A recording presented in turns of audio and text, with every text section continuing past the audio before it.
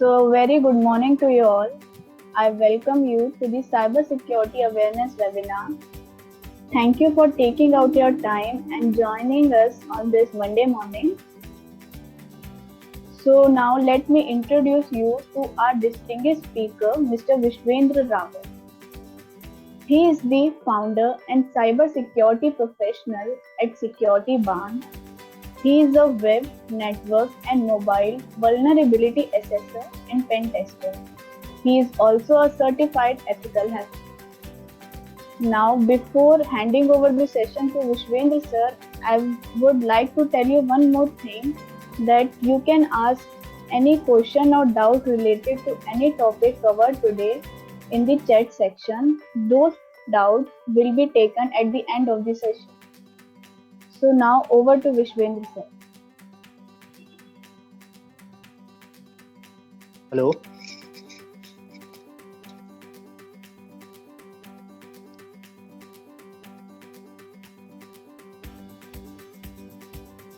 Hello. Am I Hello sir, audible? yes you are audible. You can start. Thank you, Vanshika. Thank you for such a brief introduction. So, guys, I welcome you all, and I know that aaj Monday hai, so it's a pretty hectic day for everyone. And thank you so much for joining us.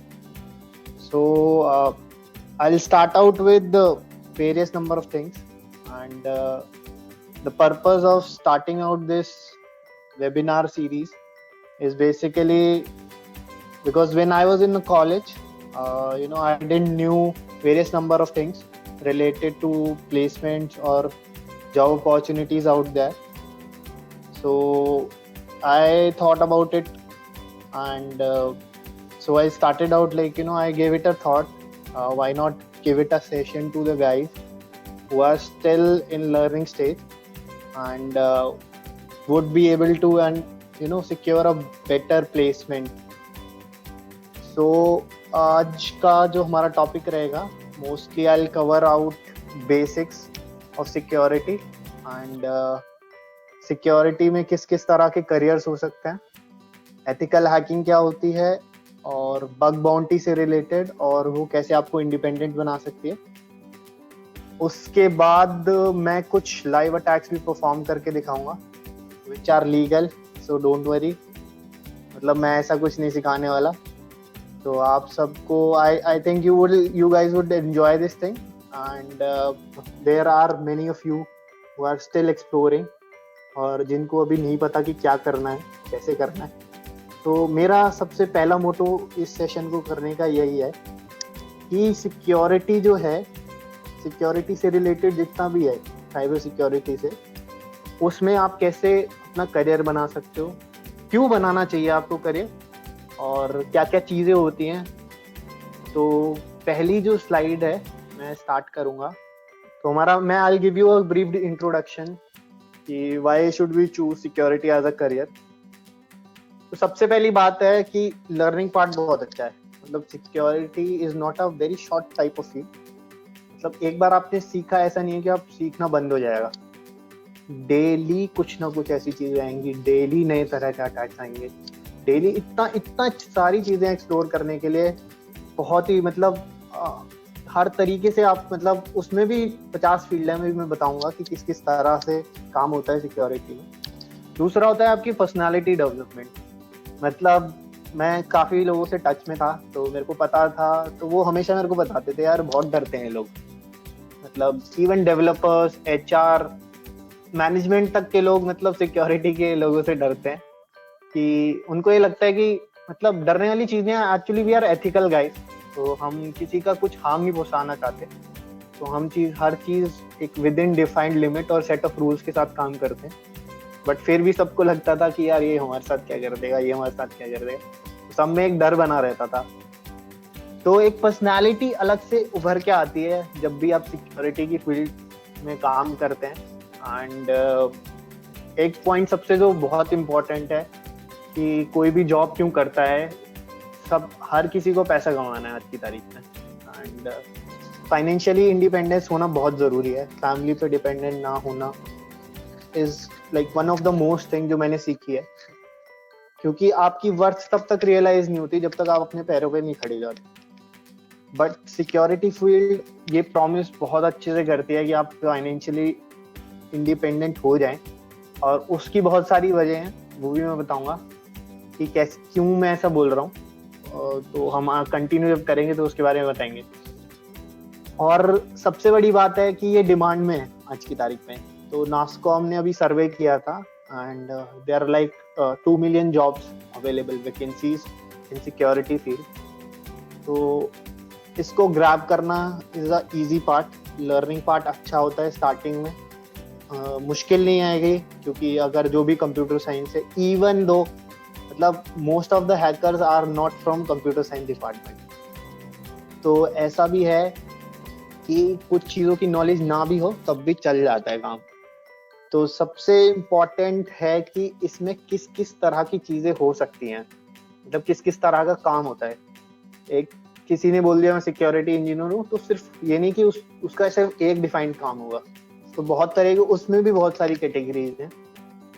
तो जो मेरा analysis है, जो मैंने किया है, अभी कोई डिफाइंड आर्किटेक्चर तो है नहीं, तो मैंने जो डिफाइन किया है वो करा है, एक तो ब्लू टीम गाय होता है और एक रेड टीम होता है। तो एक्चुअली मैं रेड टीम गाय हूँ, और मैं बताता हूँ कि ब्लू टीम और रेड टीम में फ़र्क क्या होता है। तो ब्लू टीम वो होते हैं जो डिफेंड करते हैं किसी भी इंफ्रास्ट्रक्चर को। आपकी कंपनी है तो उसको कैसे डिफेंड करना है, वो सारा एक ब्लू टीम वाला ही काम करेगा। रेड टीम वाला मोस्टली क्या करता है, वो अटैकिंग का काम होता है उसका। वो चेक करता है, वो असेस करता है कि भाई कहाँ कहाँ कमी हो सकती है। तो वनरेबिलिटी ढूंढना, उसको असेस करना, उसके बाद उसको पेनिट्रेट करना, ये सारे काम रेड टीम गाइस के होते हैं। एंड ब्लू टीम में जैसे मैंने यहाँ लिखा भी हुआ है, आप स्लाइड में देख सकते हैं, SIEM SOC। तो SIEM भी इवेंट मैनेजमेंट होती है एक तरह से। तो इंसिडेंट कुछ हो रहा है और उसको आप कैसे मैनेज कर रहे हो, तो लॉग्स का एनालिसिस होता है इसमें, रियल लाइफ अटैक्स जो परफॉर्म होते हैं। तो इस काइंड ऑफ जॉब में क्या होता है कि आपको 24/7 अवेलेबल रहना होता है। तो मुझे पहले से ही पता थी कि मैं ये चीज़ पॉसिबल नहीं है, वर्क लाइफ बैलेंस और बहुत सारी चीज़ें होती हैं करियर चूज करने में। तो I didn't go for SIEM और SOC। SOC is also similar, security operation centre. तो ये ब्लू टीम का काम होता है। फिर रेड टीम का काम होता है VAPT, vulnerability assessment and penetration testing. तो वो असेस करते हैं कि कोई भी चीज़ विथस्टैंड कर सकती है किसी अटैक को, उसके बाद उसको पेनिट्रेट करना कि चलो मैंने देख लिया कि ये असॉल्ट हुआ कहीं पे, मैंने कहा कि वो सर्विस डिनायल हो गया उस सर्विस का, वो मेरे को सर्विस नहीं मिली, बट उसको पेनिट्रेट कैसे करना है फर्दर। अगर सिस्टम डाउन हो गया है तो मैं सिस्टम में से कैसे ऐसी कोई वैल्यूएबल इंफॉर्मेशन निकाल सकता हूँ कि नहीं। तो ये चीज़ें बहुत इंपॉर्टेंट होती हैं। उसके बाद आता है एक और field, information and access management, IAM। तो जितना भी बड़ी ऑर्गेनाइजेशन होती है उनमें IAM गाइज होते हैं। तो जितना भी बायोमेट्रिक का टास्क होता है और किसको कितना एक्सेस कंट्रोल होना चाहिए, कई बार क्या होता है बहुत इम्पोर्टेंट होता है कि किसको कितना एक्सेस मिलना चाहिए। एंड डिफाइंड टास्क होते हैं, जैसे अब मुझे पता है कि एक सेट ऑफ डिफाइंड ये चीज़ मैं कर सकता हूँ, और ऑर्गेनाइजेशन में और भी बहुत सारी चीज़ें होती हैं, तो मेरे को वो डेटा एक्सेस ना हो, इन सब से रिस्ट्रिक्ट करने के लिए IAM यूज़ होती है। तो मोस्टली जितनी भी बड़ी MNCs हैं वो IAM का यूज़ करती है। उसके बाद होता है DLP होता है डेटा लॉस प्रिवेंशन, कि आप डेटा लॉस कैसे प्रिवेंट कर पा रहे हो। क्योंकि डेटा लॉस होने के बाद मतलब आपने भी सुना होगा, आए दिन बहुत सारी खबरें आती हैं कि वहाँ हैक हो गया, इतना मिलियन ऑफ डेटा, इतने यूजर्स का डेटा चोरी हो गया। तो उससे कंपनी को शेयर मार्केट में बहुत लॉस होता है, बहुत ज़्यादा। तो DLP is also very important field. And फिर आता है हमारा फॉरेंसिक इन्वेस्टिगेशन, कि कोई चीज़ हो गई, कोई अटैक हो चुका है, उसकी इन्वेस्टिगेशन करना कि कैसे कैसे हुआ, कहाँ कमी थी। तो फॉरेंसिक इन्वेस्टिगेशन का मोस्टली यही काम होता है कि वो कैसे कैसे उसका एनालिसिस करेंगे और कहाँ पे असॉल्ट हुआ है उसको हम कैसे प्रिवेंट कर सकते हैं, तो वो सब चीज़ें उनके लिए बहुत अलग टूल्स होते हैं, तो ये बहुत अलग काम होता है। एंड उसके बाद हमारे आते हैं मालवेयर एनालिसिस। तो मालवेयर जितने भी तरह के होंगे आपने सुना होगा, तो उसके लिए अलग से लोग बैठ के काम करते हैं कि ये मालवेयर आया तो हम उसको कैसे प्रिवेंट। मोस्टली जितनी भी एंटीवायरस कंपनीज हैं उनमें इस तरह के लोग बहुत ज़्यादा मिलेंगे जो मालवेयर का एनालिसिस करते हैं। फिर ऑडिटिंग एक बहुत इम्पोर्टेंट पार्ट है, ऑडिट करना कि आपकी ऑर्गेनाइजेशन को क्या क्या रिक्वायरमेंट हो सकती है सिक्योरिटी, क्या क्या ज़रूरी है, कैसे करना है। कुछ स्टैंडर्ड्स डिफाइंड है इंडियन स्टैंडर्ड ऑर्गेनाइजेशन के, जैसे 27001 एक ISO का स्टैंडर्ड है, तो उसके बेसिस पे मोस्टली कंपनी इनका अपना ऑडिट करवाती है और उनको एक्चुअली फ़ायदा होता है क्लाइंट गेन करने में कि भाई हमारा ये स्टैंडर्ड है ऑर्गेनाइजेशन का, और वो उस चीज़ को बेचते हैं एक बार करवाने के बाद। तो ऑडिटिंग एक बहुत ही इम्पोर्टेंट पार्ट है और mostly managerial kind of role होता है इसमें, तो मैनेजमेंट वाले तुम्हें बंदे इसमें मिलेंगे। फिर वेब नेटवर्क मोबाइल VAPT में बता ही चुका हूँ कि असेसमेंट होता है वेब का, वेब एप्लीकेशन जितनी बनी हुई है, नेटवर्क का कि आपका किससे कैसे रन हो रहा है, राउटर कौन कौन से, वाईफाई कौन सा है, उसका एनालिसिस, कैसे डेटा जा रहा है, डेटा लॉस हो नहीं रहा है, हो रहा है कि नहीं हो रहा, पैकेट ट्रांसमिशन कैसे हो रहा है, तो वो चीज़ें भी बहुत इम्पोर्टेंट है। अब कुछ और भी बहुत इम्पोर्टेंट और अभी इनोवेटिव फील्ड्स आई हैं, जैसे कि IoT डिवाइस कैसे काम करते हैं। आजकल ऑटोमेशन बहुत चल रहा है घरों पे, तो तरह तरह के IoT डिवाइसेस हैं। मान लो वो कॉम्प्रोमाइज हो जाते हैं तो मतलब बहुत बड़ा थेफ्ट भी हो सकता है आपके घर में अगर आपने लगवाया हुआ है, तो उसको किस तरह से हमें प्रिवेंट करना है उन डिवाइसेस को अटैक होने से। तो वो सब चीज़ें मोस्टली आप मूवीज़ देखते हैं, मूवीज़ में कैसे कैसे दिखाते हैं कि एक्सेस कोड कर लिया, फिंगरप्रिंट निकाल लिए और पूरा सिक्योरिटी सिस्टम ब्रीच कर लिया उसमें। एंड उसके बाद आता है हमारा ऑटोमोटिव। सो ऑटोमोटिव में क्या होता है, जितने आजकल हमारी स्मार्ट कार्स आ रही हैं, सबको पता है Tesla is one of the biggest इस चीज़ में अपना काम कर रहे हैं ऑटोमोटिव में। Even Google is working on automotive cars, तो उनकी सिक्योरिटी का भी बहुत बड़ा इशू है। बहुत लोग अभी तक टेस्ला को, कुछ बहुत सारे हैकर्स हैं जो टेस्ला को रिमोट कंट्रोल कर लेते हैं, एंड वो भी एक सीरियस थ्रेट है। और अभी आजकल क्या है, हमारा डेटा बहुत ज़्यादा हो गया, तो उसके लिए क्लाउड सिक्योरिटी इंट्रोडक्शन हुआ, क्योंकि हमारा मोस्टली डेटा क्लाउड सर्वर्स पे हमारा डेटा स्टोर होता है। तो अगर कोई उन सर्वर्स को ब्रीच कर दे तो there will be a like huge data loss. बड़ी बड़ी कंपनियां इस पे बहुत ध्यान देती हैं। एंड सिक्योरिटी पहले टर्म कुछ नहीं थी, मतलब it was not even a career. अगर मैं बहुत पहले की बात करूं, बहुत कम लोग इस फील्ड में थे एंड मोस्टली डेवलपर ही करते थे सिक्योरिटी का काम। तो उनको कुछ कुछ को आती थी, कुछ कुछ को नहीं आती थी। तो जब लॉस होने शुरू हुए, क्योंकि पहले इवन लोगों को भी इतनी अवेयरनेस नहीं थी, हैकर्स बहुत कम हुआ करते थे, और आज की तारीख में तो मतलब इजराइल पूरा भरा हुआ है ब्लैक हैट हैकर से, और बहुत सारी चीज़ें हैं। तो ये चीज़ें बहुत डिपेंड करती हैं। तो ये हमारा किस किस तरह के करियर्स हैं और क्यों आपको चूज करना चाहिए। अब मैं बात करूंगा कि इसमें आपको किस तरह के स्किल्स चाहिए। तो cyber security skills are very important. तो सॉफ्ट स्किल्स क्या क्या होने चाहिए और हमारे हार्ड स्किल्स क्या क्या होनी चाहिए। तो अगर आपको लगता है कि आप हैकर बन सकते हो, तो क्यों बन सकते हो, आप में वो ट्रेड्स होने चाहिए। मैं तो कहता हूँ जिस आदमी को चुल है ना सबसे ज्यादा कि मेरे को यार ये चीज करनी ही करनी है, वो बंदा हैकिंग में बहुत अच्छे से काम कर सकता है, बहुत अच्छे से। तो अटेंशन लाइक सबसे पहला पार्ट आता है इसमें कि अटेंशन टू डिटेल, कि उसको पता होना चाहिए कि छोटी छोटी चीज़ें कहाँ पे क्या हो रहा है। अगर कुछ पॉपअप हो रहा है तो क्यों हो रहा है, कैसे हो रहा है, उसका वर्किंग स्टाइल क्या है, प्रॉब्लम कैसे सॉल्व कर सकता है, कोई इशू आता है उसको कैसे सॉल्व करना है। तो ये भी एक तरह का सॉफ्ट स्किल है। और communication, better communication is very much important. क्योंकि जब भी आप आओगे क्लाइंट रिक्वायरमेंट होती है, आपको डायरेक्टली डील करना पड़ता है क्लाइंट से, उनकी खुद की रिक्वायरमेंट होती है।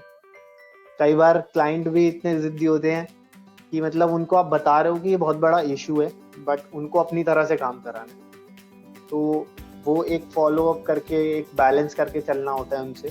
तो इस तरह के सॉफ्ट स्किल अगर आप में हैं कि यू आर कॉन्फिडेंट इनफ, कि आपके कम्युनिकेशन स्किल्स अच्छे हैं, आप हर चीज़ को बहुत ध्यान से सुनते हो और बहुत क्रिएटिव हो प्रॉब्लम सॉल्व करने में, तो इस तरह के सॉफ्ट स्किल हैं आप में, and I think you would be a perfect guy for a security kind of things. फिर हम बात करते हैं हार्ड स्किल्स हमारे, कि इंफॉर्मेशन मैनेजमेंट सबसे मेन पार्ट जो होता है सिक्योरिटी का, इंफॉर्मेशन गैदरिंग का होता है कि आप कैसे इंफॉर्मेशन, किस तरह की इंफॉर्मेशन यूज कर सकते हो किसी भी अटैक को परफॉर्म करने के लिए। तो information management is very important.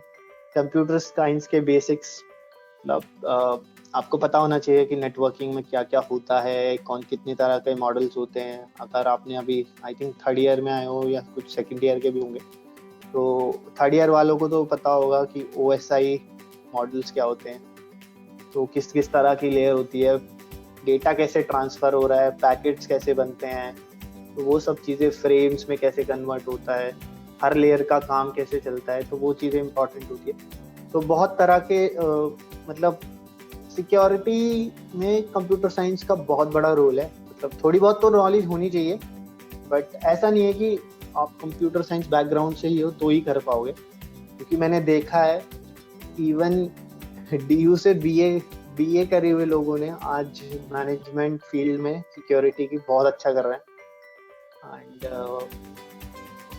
उसके बाद आता है हमारा specialization in a subject, subset. तो सबसेट कैसे, मतलब कोई भी लैंग्वेज एक ऐसी आपको होल्ड होना चाहिए, चाहे वो C++ हो, जावा हो, या फिर आपका पाइथन। आज की तारीख में अगर मैं बात करूं तो पाइथन काफ़ी, मतलब पाइथन बहुत ऊपर है इन चीज़ों से, क्योंकि पाइथन में ऑटोमेशन कर सकते हो आप बहुत सारी चीज़ों का, तो आपका टास्क सेविंग, लाइक आपका टाइम कंज्यूम नहीं होता उस चीज़ की वजह से। तो तरह तरह की स्क्रिप्ट बना सकते हो, और इजी लैंग्वेज है काफ़ी, आपको बहुत सारी डिटेल्स याद नहीं रखनी पड़ती, ऐसा लगता है जैसे आप इंग्लिश में ही कोड कर रहे हो। तो इतनी इजी लैंग्वेज है, तो उस वजह से पाइथन काफ़ी आज के टाइम में, अगर मैं प्रेफर करूँगा, अगर आपको कोई लैंग्वेज सीखनी है साइबर सिक्योरिटी में जाने के लिए, तो पाइथन वुड बी वन। उसके बाद I talk about ethical hacking क्या होती है, एंड क्यों, मतलब किस तरह के चीज़ें हम इसमें पढ़ सकते हैं, क्या क्या होता है, किस तरह के हैकर्स होते हैं, वो डिटेल में हम पढ़ेंगे। So it's very important to know कि हैकिंग क्या है और एथिकल हैकिंग क्या है। तो हैकिंग में अगर आप किसी भी सिस्टम की वल्नरेबिलिटी को एक्सप्लॉइट कर सकते हैं और कॉम्प्रोमाइज कर सकते हैं उसके सिक्योरिटी कंट्रोल्स को, just to gain an access to system resources और इंफॉर्मेशन और डेटा, तो उस चीज़ को हम हैकिंग बोलते हैं। कि आपको एक वल्नरेबिलिटी मिल गई, आपने उसको एक्सप्लॉइट किया, उससे आपने डेटा और बहुत सारी इंफॉर्मेशन जो कि आपको नहीं पता होनी चाहिए, एंड उस तरह का प्राइवेसी कंसर्न आ जाते हैं बहुत सारी चीज़ों में। फिर एथिकल है कि सेट ऑफ प्रिंसिपल्स हैं आपके डिफाइंड है, उसमें जैसे अब मैं हैकिंग करता हूँ तो I have an agreement with the company, कि हमारा पहले एक एग्रीमेंट डिसाइड होता है, पूरा सारा लाइक पेपर वर्क होता है कि, और वो हमें बताते हैं कि आप इस चीज़ पे ये अटैक परफॉर्म कर सकते हैं। मतलब हर चीज़ आप परफॉर्म नहीं कर सकते, सिर्फ आप वही चीज़ें परफॉर्म करेंगे और आप देखोगे कि वो सिस्टम विथस्टैंड कर रहा है उन अटैक्स के और नहीं। तो एथिकल हैकिंग बहुत इंपॉर्टेंट है। मतलब there are lot of black hackers also, जो मतलब उल्टे सीधे काम, इलीगल कामों में लगे रहते हैं, बट आई वुड प्रेफर कि एथिकल हैकिंग में जाओ, क्योंकि यार जेल तो कोई नहीं जाना चाहता है जी। जिसको भी इंटरेस्ट है जेल जाने में वो ब्लैक हैट कर सकता है। तो इट्स वेरी इंपॉर्टेंट कि आप एथिकल रहो। मेरे को लगता है कि आप सही चीज़ें करके ना बहुत सारी चीज़ें, मतलब आप रिस्पेक्ट गेन कर सकते हो, पैसा कमा सकते हो, जितना कि आप उल्टे सीधे काम करके नहीं कर सकते। आप उल्टे सीधे काम कर रहे हो, एक ना एक दिन फंस हो गई। तो मैं यहाँ पे एक एग्जांपल कोट करूँगा। वर्ल्ड के जो बेस्ट हैकर हैं Kevin Mitnick, even he was a black hat hacker. तो उन्होंने जब स्टार्ट किया था तो उनकी स्टोरी बड़ी इंटरेस्टिंग है। वो 5-6 साल जेल में रह के आए थे यूएस में। तो हैकिंग के उन्होंने ब्लैक हैट हैकिंग काफ़ी इंफॉर्मेशन और उन सब चीज़ों में फंस गए थे। उसके बाद उन्होंने एथिकल हैकिंग में बहुत काम किया। अभी वो FBI और इन सब के साथ काम करते हैं, गवर्नमेंट ऑर्गेनाइजेशन से, और काफ़ी वर्ल्ड रिनाउंड। आप रिसर्च कर सकते हो उनके बारे में, पढ़ सकते हो। He is truly an inspiring person. उसके बाद we will talk about some definition कि क्या क्या होता है, ताकि आपको थोड़ा अंडरस्टैंडिंग बने कि किस किस तरह की चीज़ें होती हैं और कैसे काम चलता है। तो सबसे पहला हमारा होता है हैक वैल्यू। क्या होती है कि आपको पता है कि यार यहाँ से अगर मैं अटैक करूँगा, इस चीज़ को अगर मैं हैक कर लूँगा तो उसकी कुछ वैल्यू है, वहाँ से कुछ मेरे को डेटा मिलेगा, कुछ इन्फॉर्मेशन होगी। तो हैक वैल्यू जिसकी ज़्यादा है, मतलब आपको ऑब्वियसली इवन कंपनीज भी आपको जब ही ज़्यादा पे करेंगी ना, जब उनकी कोई ऐसी वनरेबिलिटी होगी, या फिर आप उनको ऐसा सॉल्व करके दिखाओगे कि उनका बहुत सारा यूज़र का डेटा आ रहा है, तो या फिर आप उनका पूरा ही डेटाबेस एक्सेस कर सकते हो, या फिर cPanel जो होता है वेबसाइट कंट्रोल करने का, उसको एक्सेस कर लेते हो। तो हैक वैल्यू बहुत इंपॉर्टेंट होती है, क्योंकि उसी के बेसिस पे आप डिफाइन कर सकते हो कि हाँ मेरे को ये चीज़ हैक करनी है कि नहीं करनी। तो वनरेबिलिटी क्या मैंने बताया था, बहुत बार यूज भी होता है वनरेबिलिटी। तो किसी भी सिस्टम की वीकनेस, किसी का उसका डिज़ाइन ऐसा हो जिसकी वजह से उसमें कोई अटैक परफॉर्म हो सकता है, या फिर उसमें कुछ ऐसा इम्प्लीमेंट कर सकते हैं, जैसे आपने कुछ अपनी डिटेल्स डाली और डिटेल्स की जगह कुछ ऐसी स्क्रिप्ट्स डाल दी जिसकी वजह से अटैक परफॉर्म हो सकता हो, तो उसको हम वनरेबिलिटी बोलते हैं। और आप एक्सप्लॉइट भी बहुत बार सुनोगे कि एक्सप्लॉइट कर दिया यार, वो एक्सप्लॉइट बहुत अच्छा था।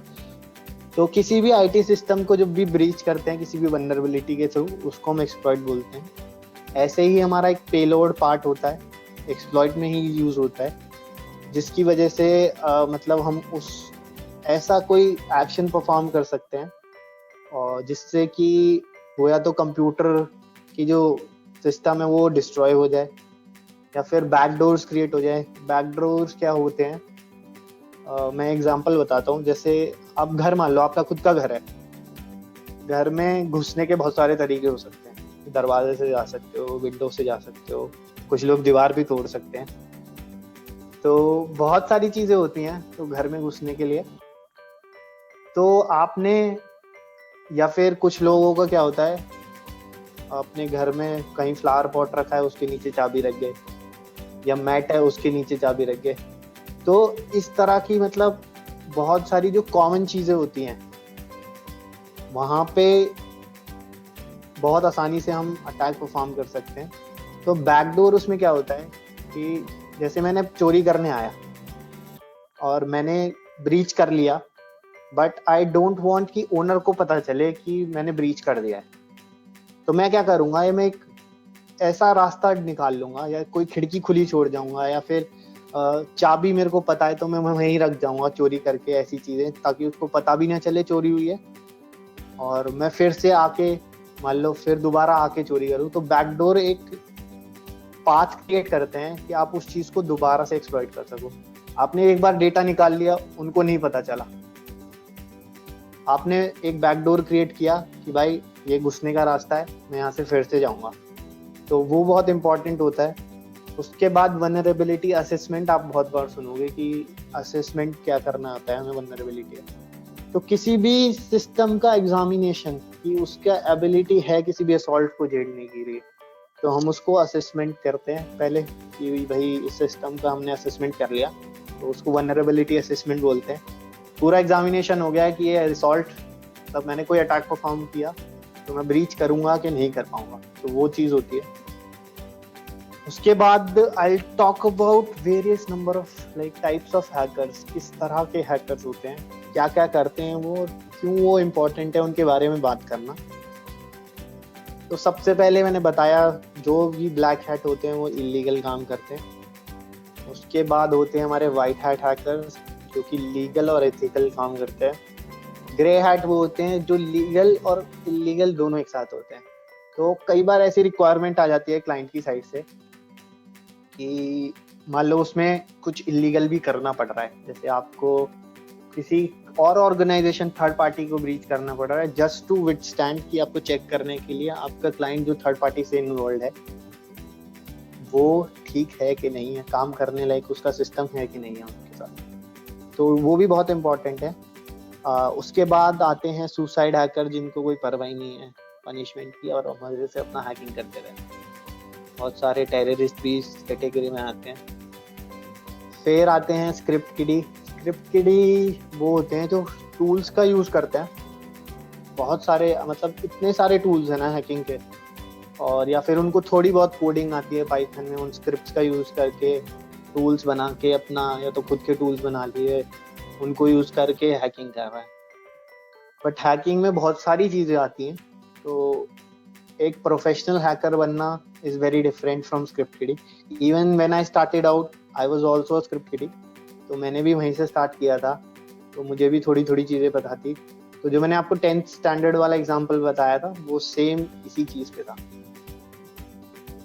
फिर हमारे होते हैं साइबर टेररिस्ट, जो कि जिनका पर्पस ही रिलीजियस या पॉलिटिकल फियर मोटिव होता है उनको कि भाई लोगों में डर फैलाओ, तो उनको हम साइबर टेररिस्ट बोलते हैं। आजकल बहुत एक्टिव हैं सब इंडिया में, तो पता नहीं क्या ही हो रहा है, हर किसी को इधर से अपोजिशन साइबर टेररिस्ट का यूज करती है, इधर से गवर्नमेंट अपना यूज करती है, आईटी सेल बैठाए हुए हैं इतने सारे, तरह तरह की मतलब ऐसी ऐसी इंफॉर्मेशन शेयर करते हैं और उनको कोई रोकने वाला नहीं है क्योंकि गवर्नमेंट खुद इन्वॉल्व है। तो उनको हम साइबर टेररिस्ट बोलते हैं। उसके बाद आते हैं स्टेट स्पॉन्सर्ड हैकर्स। अब ये भी बहुत इंटरेस्टिंग है। तो Kevin Mitnick is also a state sponsored hacker. तो जो गवर्नमेंट डिप्लॉय करती है उन हैकर्स को हम स्टेट स्पॉन्सर्ड बोलते हैं। तो ये लोगों का काम बहुत ही हैक्टिक होता है क्योंकि गवर्नमेंट में बहुत सारी चीज़ें चलती हैं एक साथ, उनको हैंडल आउट करना। I know a guy from IIT Kanpur, so he was working as a state sponsor hacker और वो PMO ऑफिस में काम करता था। तो he told me a lot of things कि कैसे कैसे काम होता है, तो प्राइम मिनिस्टर ऑफिस में क्या क्या चीज़ें होती हैं, कैसे होती हैं। एंड उसने मतलब कुछ चीज़ें ऐसी भी डिस्क्लोज नहीं करी थी जो कि मतलब बहुत सारी चीज़ें ऐसी हैं जो डिस्क्लोज भी नहीं कर सकते, गवर्नमेंट ऐसी ऐसे टास्क चलाती है। तो बहुत इम्पॉर्टेंट होता है कि एक गवर्नमेंट के लिए कि वो ऐसे हैकर्स हों उनके पास जो उनका काम अच्छे से चला पाए। एक्टिविस्ट, ये वर्ड मेरे को बहुत अच्छा लगता है। तो जिनका पॉलिटिकल एजेंडा होता है प्रमोट करने के लिए उनको एक्टिविस्ट बोलते हैं। इस चीज़ का मैं एग्जांपल दूंगा। आपने अगर देखी है, नेटफ्लिक्स पे एक डॉक्यूमेंट्री थी, को नाम याद नहीं आ रहा है, कोई एनालिटिका कंपनी, अगर अभी बहुत मुद्दा उछला था बीच में, कांग्रेस गवर्नमेंट ने बहुत सपोर्ट किया था कैम्ब्रिज एनालिटिका। तो कैम्ब्रिज एनालिटिका की बेस पे एक बहुत ही अच्छी डॉक्यूमेंट्री है, नेटफ्लिक्स पे आप सर्च करना तो आप वो देखोगे, आपको समझ आएगा कि कैसे चीज़ें चलती हैं। तो ट्रम्प ने अपना इलेक्शन में क्या यूज़ किया था, उन्होंने बहुत सारा एनालिसिस यूज़ करके लोगों को उसी तरह के पोस्ट रिकमेंडेशन आते थे, तो उनका प्रमोट करने का पॉलिटिकल अपनी पार्टी को प्रमोट करने का एजेंडा था, तो हम उनको एक्टिविस्ट बोलते हैं। एंड ट्रम्प गवर्नमेंट ने बहुत क्रिटिसिज्म झेला था इस वजह से। तो पॉलिटिकल एजेंडा जो भी प्रमोट करेगा वो एक्टिविस्ट की कैटेगरी में। अब हम बात करेंगे कि कोई भी ऑर्गेनाइजेशन क्यों किसी हैकर को रिक्रूट करती है, किसी भी सिक्योरिटी प्रोफेशनल को, क्या वजह होती है। तो it's very important. The great hack किसी ने मेरे को बताया।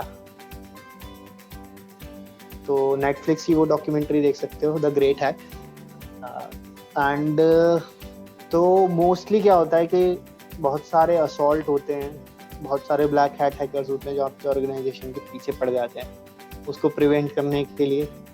तो प्रिवेंट हैकर किसी भी वल्नरेबिलिटी को ढूंढने के लिए। दूसरा, तीसरा, किसी भी ऑर्गेनाइजेशन का सिक्योरिटी आर्किटेक्चर है उसको स्ट्रेंथ करने के लिए, मतलब अपना ढंग से एक आर्किटेक्चर बनाया आपने, और कि जैसे मैंने आपको ऑडिटिंग होती है तो उन सब चीज़ों का ऑडिटिंग करते हैं लोग, तो आपका ऑर्गेनाइजेशन सेक्टर आप कह सकते हो कि हमारा ये असॉल्ट इस असॉल्ट से बच सकता है। बट स्टिल वही वाली मतलब सिक्योरिटी की चीज़ ऐसी है कि 100% अश्योरिटी आप किसी को भी नहीं दे सकते। कि मैं कभी ये नहीं कह सकता कि यार ये सिस्टम कभी ब्रीच नहीं हो सकता, कभी ना कभी कोई ना कोई वल्नरेबिलिटी की वजह से वो ब्रीच हो ही जाता है। तो आए दिन आप देखते हो, अभी रिसेंटली एक हैकर को, इंडियन हैकर को Apple provided a bounty of $1 lakh, तो 70 लाख रुपए उसको सिर्फ एक, it was just a small vulnerability and उसने ढूंढी। और जैसे कि आप लॉगिन करते हैं तो एप्पल अकाउंट से लॉगिन करने का ऑप्शन आता है उसमें। तो वल्नरेबिलिटी क्या थी कि उसने जस्ट वो इंटरसेप्ट करी रिक्वेस्ट किसी टूल से एंड उसको चेंज किया। उस चेंज तो JWT होता है एप्पल में, आई वुड रिकमेंड आप इसके बारे में थोड़ा सा रिसर्च करना। तो JWT का में उसमें वल्नरेबिलिटी थी, उसने वो ईमेल अकाउंट चेंज किया, कोई और डाला, तो दूसरे की एप्पल आईडी से लॉगिन हो गया। तो इससे बहुत बड़ा मतलब यूजर अकाउंट टेक ओवर हो गया। मतलब किसी का भी यूजर अकाउंट टेक ओवर कर सकते हो, किसी का भी अकाउंट एक्सेस कर सकते हो, तो उस वजह से तो इस तरह की मतलब वल्नरेबिलिटीज ढूंढोगे, मतलब बहुत बड़ी बड़ी कंपनीज में मिलती रहती हैं। टेस्ला हो गया, फेसबुक हो गया, अमेजोन हो गया, गूगल हो गया। और ऐसा नहीं है इनमें मिलती नहीं है, अगर आप ढंग से ढूंढोगे ना, रिसर्च करोगे, मतलब इतने सारे हैकर हैं जिनको इतनी सारी चीजें मिली हैं, क्योंकि उनका कोड का डेटाबेस बहुत बहुत स्ट्रांग होता है और बहुत बड़ा होता है। तो आपको कहीं ना कहीं कुछ ना कुछ फ्लॉ मिल ही जाता है। तो even I am also trying, मैंने एक रिपोर्ट करी थी फेसबुक पे वल्नरेबिलिटी, बट उन्होंने बोला है कि अभी की वो फंक्शनैलिटी है, तो फंक्शनैलिटी की वजह से ही वो इशू आ रहा था, बट उन्होंने उसको चेंज कर लिया है। एक और एग्जांपल दूंगा, अभी मेरे सीनियर थे अमिटी से ही, तो उन्होंने, अगर आपने पढ़ा हो, अतुल जयाराम नाम है उनका, तो उन्होंने अभी व्हाट्सएप के एक्चुअली जितने भी नंबर थे ना, वो सब गूगल सर्च में विजिबल थे। अगर आप गूगल डॉक करोगे तो सबके फोन नंबर्स आ रहे थे। तो व्हाट्सएप ने उसको फंक्शनैलिटी एरर मान के उनको बाउंटी नहीं दी, but what he did a great job. उन्होंने जाके डिस्क्लोज कर दी मीडिया में कि व्हाट्सएप ऐसे छुपा रहा है ये चीज़ें, और मेरे को ये सब चीज़ें मिली। उसके बाद वो आग की तरह फैली, मतलब अभी उनका फोर्ब्स में भी पब्लिश हुआ है, एंड उनको फेसबुक ने ब्लू टिक अकाउंट दे दिया है उसके बाद से। तो इट्स वेरी इंपॉर्टेंट, मतलब किस्मत कब चमक जाए आपको कभी नहीं पता। आप बस कोशिश करते रहो। एंड इंस्टाग्राम में एक वल्नरेबिलिटी मिली थी बहुत पहले। तो इस तरह की चीज़ें, बहुत सारी चीज़ें हैं, मतलब बड़ी ऑर्गेनाइजेशन में ऐसा नहीं है कि आपको मिलेगा नहीं, बहुत सारी चीज़ें मिलेगी, बट आपको करते रहना है, मतलब बैकआउट नहीं करना कभी भी। तो उसके बाद होता है कि आप कैसे सिक्योरिटी बीसीस को अवॉइड कर सकते हो, तो आपका डिफेंस मैकेनिज्म कैसे बनाते हो, वो बहुत इंपॉर्टेंट है। उसके बाद हम कैसे अपना डेटा सिक्योर कर सकते हैं या कस्टमर का डेटा सिक्योर करते हैं, इस वजह से भी हायर करते हैं। और सिक्योरिटी अवेयरनेस का एम्प्लॉयज को होती ही नहीं है। मतलब मैंने देखा है कि मोस्ट ऑफ द ऑर्गेनाइजेशन अपना उससे ही सारे अकाउंट पे लॉगिन कर रहे हैं, ऑफिस लैपटॉप से ही। उनको पता नहीं है कहाँ क्लिक कर दिया है, क्लिक जैकिंग हो गया है उसकी वजह से, कहीं पे मालवेयर इंस्टॉल कर लिया है, कुछ भी इंस्टॉल कर लेते हैं। तो एम्प्लॉयज को इस चीज की अवेयरनेस देना भी बहुत इम्पोर्टेंट है। नेक्स्ट आते हैं हम,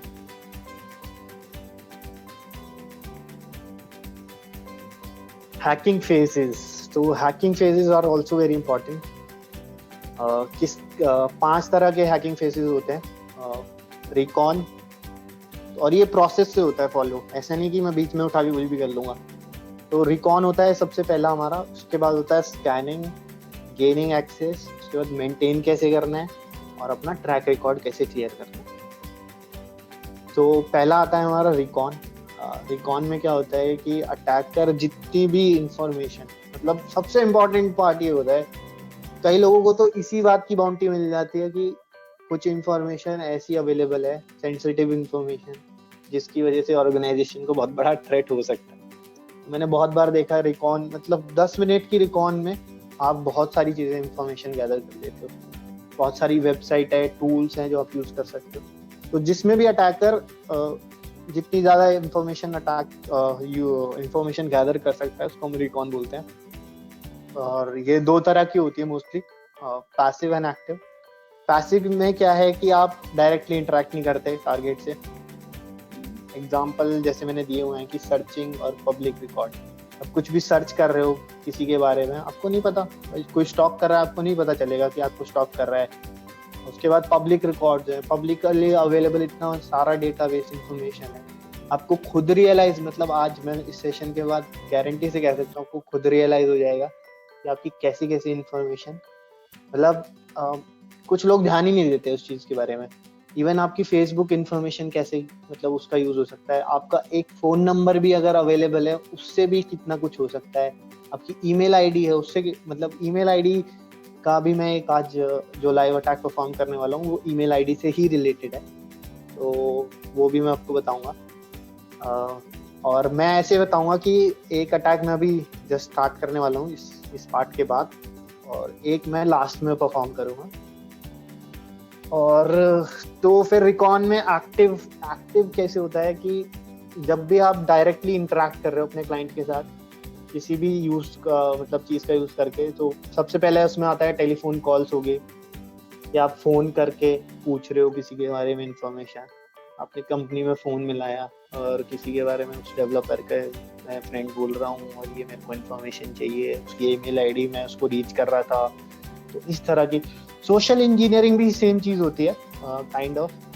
सोशल इंजीनियरिंग बहुत सारी तरह की होती है। पहला होता है कि आप किसी को कोई पासवर्ड डाल रहा है तो आप पीछे से शोल्डर सर्फिंग बोलते हैं उसे, आप उसको देख रहे हो, मतलब उसको रियलाइज भी नहीं हो रहा वो पासवर्ड टाइप कर रहा है और उसको कोई फर्क नहीं पड़ रहा, पीछे वाला खड़ा होकर देख रहा है। तो हमारे यहाँ वैसे भी इंडिया में बहुत लोगों को आदत है, even while travelling into metro, मैंने बहुत बार रियलाइज करा है, पता चलता है कोई आपके साइड में बैठा है फोन में आपके जाता रहा है। तो आपको बहुत ध्यान रखना पड़ता है इन चीजों का भी। मेरे को ध्यान है, एक बार मैं मेट्रो में जा रहा था and there was this guy, तो उसने कंपनी का अपना वो लगा रखा था ID card, and his all the information was easily available, and I told him कि यार मतलब this is not a correct way to do it. मतलब आप कंपनी में हो, काम कर रहे हो तो ठीक है, बट आप बाहर ये चीजें यूज ना करो। तो ही वाज लाइक कि मतलब ऐसा क्या हो सकता है, तो आई टोल्ड हिम कि मतलब इस चीज से ये चीजें हो सकती हैं। तो इट्स वेरी इंपॉर्टेंट कि आप सबको बताते रहें, सबको मतलब अवेयरनेस जितनी ज्यादा होगी उतना कम अटैक्स होंगे, and it's our sole responsibility कि हम ऐसा करते हैं। उसके बाद हम आते हैं स्कैनिंग पार्ट। तो स्कैनिंग में 3 फेजेस होते हैं हमारे, प्री अटैक, पोस्ट स्कैनर और किसी भी इंफॉर्मेशन को एक्सट्रैक्ट करने का। तो प्री अटैक में क्या होता है, सिंपली स्कैनर्स होते हैं हमारे, टूल्स होते हैं, उनको यूज करके हमने स्कैन कर लिया अपना नेटवर्क।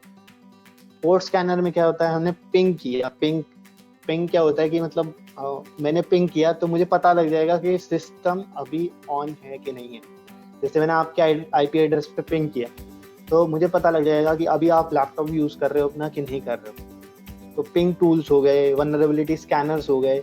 कुछ स्कैनर्स इस तरह के भी आते हैं जो वल्नरेबिलिटी अपने आप बता देते हैं, बट आई वुड प्रेफर कि आप टूल्स कम यूज करो, क्योंकि आपको अगर इंफॉर्मेशन जितनी ज्यादा अगर गेन करनी है ना, मतलब स्टार्टिंग इनिशियल फेज में वो आप पढ़ो चीजों को, अब परफॉर्म करो, उसके बाद मतलब लास्ट में जाके कहीं टूल का यूज करो। आई नो टूल मतलब बहुत इजी कर देते हैं, बट आप लर्निंग पार्ट आपका फिर कम हो जाता है। तो इट्स वेरी इंपॉर्टेंट कि आप टूल्स कम यूज करो। और रादर देन आप फोकस करो कि कितनी इंफॉर्मेशन आप वैसे गैदर कर सकते हो और कितने आप प्रैक्टिकल इम्प्लीमेंटेशन कर सकते हो। उसके बाद हमारा इसमें एक्सट्रैक्ट इंफॉर्मेशन कि आप किस किस तरह की लाइव मशीन्स हैं, किस तरह का कौन कौन से पोर्ट्स होते हैं आपके सिस्टम में। अराउंड 65,535 पोर्ट्स होते हैं टोटल। तो उनमें से बहुत सारी सर्विसेज जो रन होती है वो हमारी पोर्ट के ऊपर होती हैं। तो उन पोर्ट्स का स्टेटस क्या है, आपकी ओएस डिटेल, आप कौन सा स्पेसिफिकली ऑपरेटिंग सिस्टम यूज कर रहे हो, तो इस तरह की चीजें, सिस्टम अप टाइम क्या है आपका, कितनी देर से चल रहा है आपका सिस्टम, तो इस तरह की चीजें आप गैदर कर सकते हो। और डिवाइस किस तरह का है, मैं विंडोज यूज कर रहा हूँ या फिर मैंने लिनक्स वर्जन यूज किया है, या फिर मैंने तो इन सब चीज़ों आपका ओएस पता लग जाता है। बहुत सारी चीज़ें एक्सट्रैक्ट कर सकते हो आप, स्कैनर्स की हेल्प से कर सकते हो, वैसे भी कर सकते हो। तो ये सब चीज़ें हैं। उसके बाद हम आता है, जब हमने इंफॉर्मेशन गैदर कर ली, हमने स्कैनिंग कर ली। स्कैनिंग भी बहुत इंपॉर्टेंट होती है क्योंकि हमें उससे सिस्टम की अवेयरनेस बहुत ज़्यादा होती है। फिर हमको भाई अटैक परफॉर्म करना है। अब हमें पता चल गया इतनी सारी इंफॉर्मेशन हमारे पास है, हमें पता है कि यहाँ फॉल्ट हो सकता है। अब हम उसको किस तरह से करेंगे, तो इसमें सबसे पहला आता है हमारा कि किस तरह से प्रिविलेज एस्केलेट करते हैं। तो हमारे पास की जितना भी कंट्रोल होए वो हमारे पास आ जाए, तो वो बहुत इंपॉर्टेंट होता है गेन करने में। एंड उसके कुछ एग्जाम्पल मैंने दिए हुए हैं कि आप पासवर्ड क्रैक कर सकते हो, या फिर एक बफर ओवरफ्लो की वल्नरेबिलिटी होती है कि भाई एरे है, डिफाइंड एरे है, उसमें उतना ही डेटा स्टोर हो सकता है। बट कई बार क्या होता है उसको पता ही नहीं होती, मशीन है, मशीन तो इंस्ट्रक्शन पे काम करती है आपकी, तो आपने बफर लाइक एक बफर साइज है उसका, उससे ज्यादा आपने उसमें डेटा फ्लो किया, तो वो क्या करता है, उसकी वजह से वो सारी जितना भी सैनिटाइज डेटा जो होता है ना एरे में, वो भी सारी इंफॉर्मेशन आउट हो जाती है। तो बफर फ्लो अटैक्स भी होते हैं। डॉस लिखा हुआ है मैंने, डिनायल ऑफ सर्विसेज। तो अब आप शॉपिंग कर रहे हो, अमेजोन पे शॉपिंग कर रहे हो और आपको साइट चल ही नहीं रही है, आप बार बार यूज कर रहे हो और लास्ट डे आपको पता है सेल का, तो उस तरह के मतलब अटैक्स होते रहते हैं। आपने बहुत बार सुना होगा व्हाट्सएप डाउन हो गया यार, फेसबुक डाउन हो गया, इंस्टाग्राम डाउन हो गया, तो उन पे डायरेक्ट लाइक डिस्ट्रीब्यूटेड होते हैं। तब डॉस एक सिंगल टर्म है और डिस्ट्रीब्यूटेड है कि बहुत सारे मल्टीपल, इतने सारे हैकर जब मिलके एक वेबसाइट पर अटैक करते हैं तो उसको डीडॉस बोलते हैं। फिर हमारा सेशन हाईजैकिंग हो गया कि आप ऑथेंटिकेटेड हो, आपने अपना यूजर नेम और पासवर्ड डाल लिया और मैंने आपके जैसे सेशन, जब भी आप लॉगिन करते हो तो एक कुकी जनरेट होती है और एक सेशन आईडी जनरेट होती है, या फिर एक टोकन जनरेट होता है। तो अगर वो बहुत सारे ऐसे चीज़ें मैं यूज़ करके अगर वो टोकन स्टील कर लूँ या फिर वो कुकी मतलब स्टील कर लूँ, उसके भी तरीके हैं, वो भी मैं बताऊँगा। तो उसको हम सेशन हाईजैकिंग बोलते हैं। उसके बाद हम देखते हैं कि कैसे हम मेंटेन करें। आपने अटैक कर लिया, परफॉर्म कर लिया, आपने गेन कर लिया पूरा एक्सेस, आपके पास आपके हाथ में है। अब आपको वो मेंटेन भी करने के रखना है, क्योंकि आपको पता है कि जब तक आपके पास सारी इंफॉर्मेशन ढंग से नहीं आ जाएगी तो फर्दर कई बार क्या होता है, बाउंटीज में भी ऐसा होता है, कुछ लोग मतलब उनको वल्नरेबिलिटी मिल गई, अब उस वल्नरेबिलिटी का यूज करके आप और भी ऐसी चीजें निकाल सकते हो। जैसे मान लो आपको रेटिंग होती है P1, P2, P3, P4, P5। तो P5 हमारी इंफॉर्मेशनल होती है कि किस किस तरह की इंफॉर्मेशन है उस वल्नरेबिलिटी को, जिससे ज़्यादा कुछ हार्मफुल इफेक्ट नहीं होता, तो उसको हम P5 कैटेगरी में रखते हैं। और P4 उससे थोड़ी सी ज़्यादा होती है, तो इनकी रेटिंग डिफाइंड है।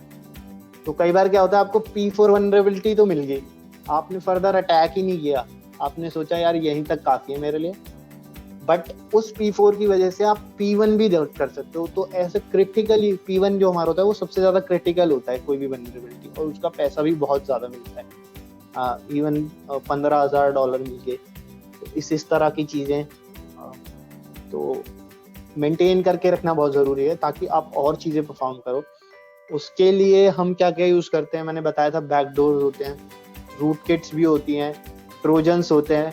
तो इन सब चीज़ों का यूज करके आप किसी भी सिस्टम को मेंटेन कर सकते हो। और हमारा मोटो क्या होता है, हम कुछ भी चीज़ अपलोड करके, या तो कुछ मैंने ऐसा अपलोड कर दिया, कोई शेल बना दिया मैंने जिसकी वजह से मेरे को एक्सेस मिल गया, मैंने कुछ चीज़ ऐसी डाउनलोड कर ली बार बार जिसकी वजह से मेरे को एक्सेस वो मेंटेन कर पा रहा हूँ, या फिर मैंने कोई ऐसा डेटा मैनिपुलेट कर दिया, या अपना डेटा अकाउंट, जैसे मैंने डेटाबेस हैक कर लिया किसी का, और उसमें मुझे पता है डेटाबेस हैक करने के लिए मेरे को अपनी ईमेल आईडी और अकाउंट मेंटेन करके रखना पड़ेगा।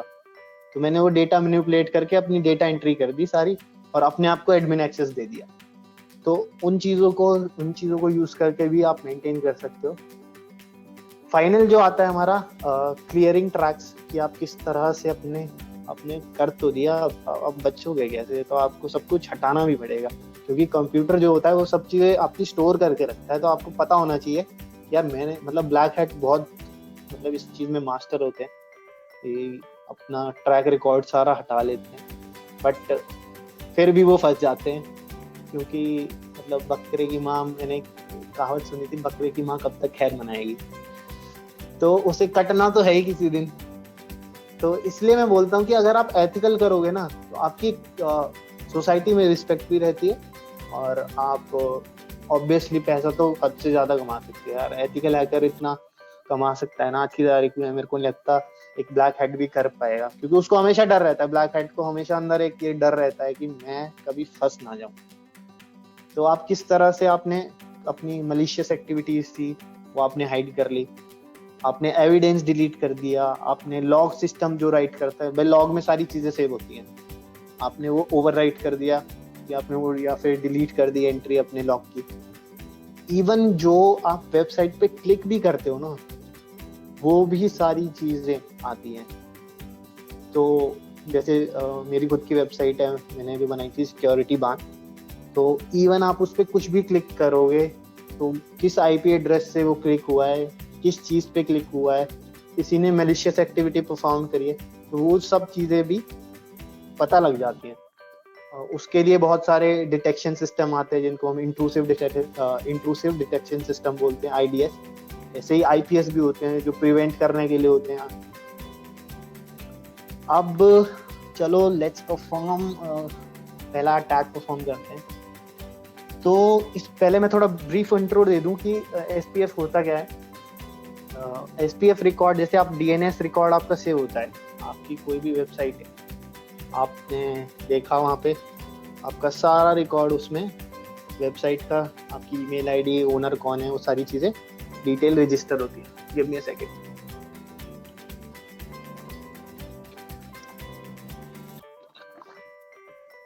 तो उस डीएनएस रिकॉर्ड में एक एसपीएफ होती है, सेंडर पॉलिसी फ्रेमवर्क। तो एसपीएफ रिकॉर्ड का काम क्या होता है, जो भी आप ईमेल सेंड करते हो वो ईमेल का पूरा ट्रैक रिकॉर्ड रखती है, कहाँ से आ रहा है वो। अगर जैसे मतलब आपने देखा होगा कई मेल आपके स्पैम में चले जाते हैं, तो वो स्पैम में क्यों जाते हैं, उसके पीछे की वजह जो होती है वो एसपीएफ रिकॉर्ड होता है, डीमार्क रिकॉर्ड होता है, डीकेआईएम, ये तीन चीजें होती हैं जो ईमेल ऑथेंटिकेशन को ट्रैक करके रखती हैं पूरा, और पता लगा लेती हैं कि ये स्पैम है कि नहीं। तो इस बारे में आप डिटेल में पढ़ सकते हो। एंड पहले हम क्या करते हैं, इसको डाउन कर लेते हैं। एसपीएफ खोला हमने,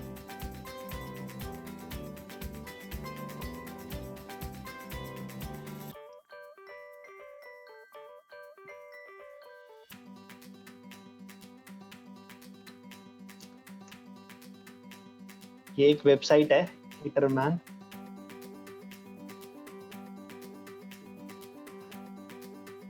तो इसमें आप देख रहे होगे, मेरी स्क्रीन शेयर है क्या वंशिका सबके साथ? I hope everyone is able to see. Can anyone confirm कि ढंग से समझ आ रहा है? Okay, thank you. And guys please एक बार चैट में मेरे को बता दो कि मतलब बोरिंग तो नहीं हो रहा, तो मैं थोड़ा और इनोवेटिव चीजें कर सकूं। एंड कि मतलब समझ आ रहा है कि अब तक कि नहीं आ रहा। इट्स वेरी इंपॉर्टेंट कि मतलब समझ जाए, फायदा नहीं होगा फिर इस सेशन का कुछ भी। तो ये हिटरमैन है, वेबसाइट है, इसमें आप अपना डोमेन नाम डाल के देखोगे और चेक करोगे कि वहाँ पे SPF रिकॉर्ड है कि नहीं है। अब क्या करते हैं, जैसे मुझे पता है कुछ वेबसाइट्स का, सबको code.org के बारे में पता होगा। तो code.org में एक वल्नरेबिलिटी है, मतलब SPF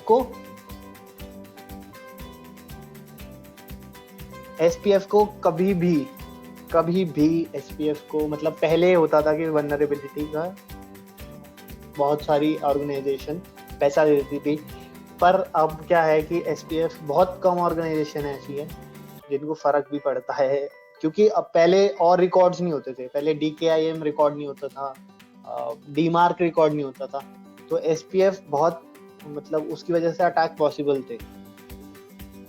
तो अब क्या हो गया है कि अब उन्होंने बहुत सारे प्रिवेंटिव मेजर्स ऐसे रखे हुए हैं जिसकी वजह से वो क्लेम करते हैं, हालांकि मतलब उसमें भी रीच हो जाता है, बट वो क्लेम करते हैं कि ऐसा नहीं हो सकता। तो ये एक फेक मेल है, amkai.cz, मैं ये यूज करता हूँ मोस्ट ऑफ द टाइम। तो इसमें क्या है कि मैं एक फेक मेल क्रिएट कर सकता हूँ और किसी को भी भेज सकता हूँ।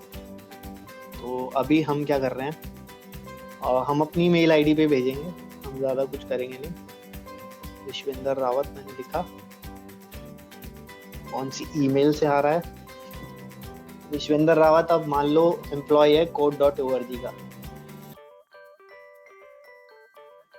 ठीक है, और मैंने बोला सपोर्ट टीम से आ रहा है। अब हम जा रहे हैं, हम अपनी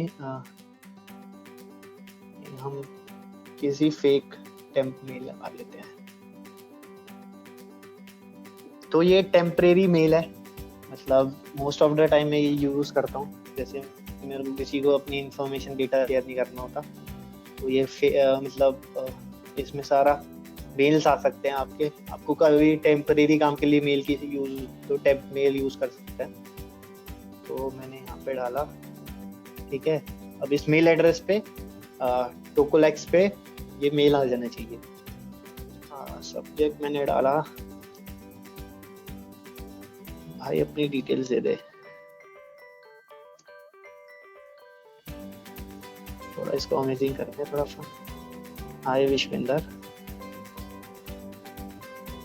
प्लीज शेयर योर डिटेल्स, ठीक है। और यहाँ पे मैंने कर दिया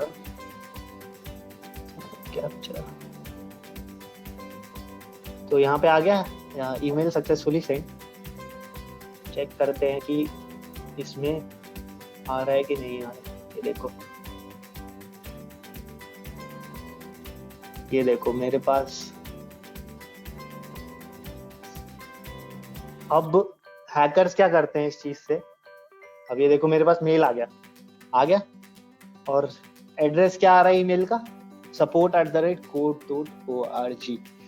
तो भाई ये तो जिसका भी ये मेल आईडी है टोकोलेक्स तो ये समझेगा ना कि यार उन्होंने मेरे को मेल भेजा है, ये तो बहुत ऑथेंटिक सोर्स से आ रहा है, code.org वालों ने मुझे मेल भेजा है और अपनी डिटेल्स मांगी है मेरी, और मुझे पता है कि मैं उनकी वेबसाइट यूज कर सकता हूँ, तो मैं करता हूँ, तो मैं उनको डिटेल्स भी दे दूंगा।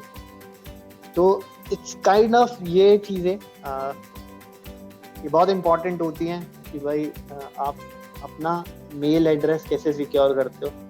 तो मैंने ये किया भी था उनको रिपोर्ट, बट उनका मेल अगर मैं दिखा सकूँ, अभी नहीं दिखा पाऊंगा एक्चुअली, बहुत सारी चीजें उसमें तो कभी और, मतलब कि उन्होंने रिस्पांस भेजा था कि मतलब हमने ये चीजें इसमें करी हुई हैं। तो अब ये देख सकते हो यार, सब्जेक्ट लाइन कुछ भी मैं डाल सकता हूँ मेल में, कुछ भी इंफॉर्मेशन मांग सकता हूँ मैं, इवन गवर्नमेंट की वेबसाइट से मांग सकता हूँ। मान लो मैं किसी गवर्नमेंट की वैकेंसी पे मैंने डाला और मैंने पोस्ट, उनकी तरफ से मेरे पास एक मेल आया, तो मैंने एक फेक मेल भेज दिया कि ये अपनी डिटेल्स, आप अपनी बैंक अकाउंट डिटेल्स दे दो, हम आपको रिफंड कर रहे हैं अभी क्योंकि एग्जाम कंडक्ट नहीं हो रहा। तो ये बहुत बड़ा थ्रेट है, तब इससे बहुत बड़ा लॉस हो सकता है यार किसी भी कंपनी को।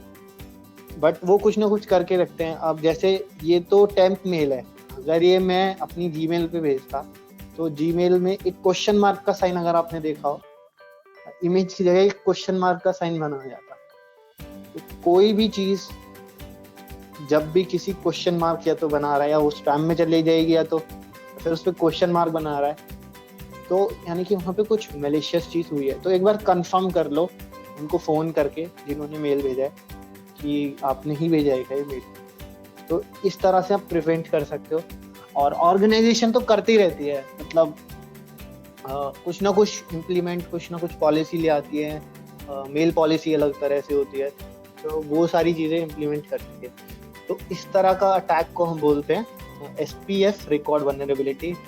M का ही आप यूज कर सकते हो as a fake mailer. Temp mail मैंने इसलिए यूज करा है क्योंकि मैं अपनी मेल आईडी यूज नहीं करना चाह रहा था। यहाँ पे अगर आप डोमेन डालोगे, जैसे मैंने डाला था code.org, अब मैं आपको देता हूँ कि ये क्या करता है। अब इसने मेरे को उसके रिकॉर्ड के बारे में बता दिया। अब आप ये पूरी चीज पढ़ रहे हो, लाइन सबसे नीचे से 1 2 3 fourth line, fourth from the bottom, ये लिखा है V equals to SPF1 include amazonesis.com, include spf.google.com, include mail.zendex.com, include server। तो इसमें लास्ट में टिल्ट का साइन ऑल है। तो वल्नरेबिलिटी सिर्फ पता है क्यों है यहाँ पे डैश आना था। ये मतलब मोस्ट ऑफ द डेवलपर क्या गलती करते हैं, वो अपना कोड नहीं लिखते, आधी बार तो मतलब most of the time copy करते हैं। तो वो कॉपी किया है, ये वल्नरेबिलिटी बहुत शुरू से चलते आ रही है। अगर वो यहाँ टिल्ट की जगह यहाँ पे डैश लगा देते ना, तो ये चीज सॉर्टेड थी। और एक और बहुत अच्छा टूल है जिसके बारे में बताऊंगा, उसका मेल अभी मेरे को याद नहीं आ रहा, मैं थोड़ी देर में फिर बता दूंगा। तो इस तरह की चीजें होती हैं। एंड ये हमारी हो गया सबसे पहला अटैक कि क्या क्या कर सकते हो आप ये सब चीजें। बाकी अब हम एक क्वेरी सेशन ले लेते हैं, थोड़ा मेरे को भी ब्रेक चाहिए होगा। अगर किसी की कोई क्वेरी है तो वो पूछ सकता है अभी। Vanshika please take care.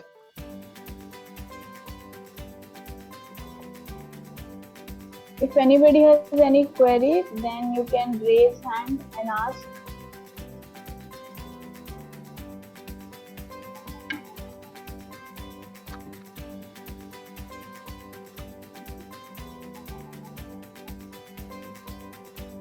I think किसी को है नहीं अभी।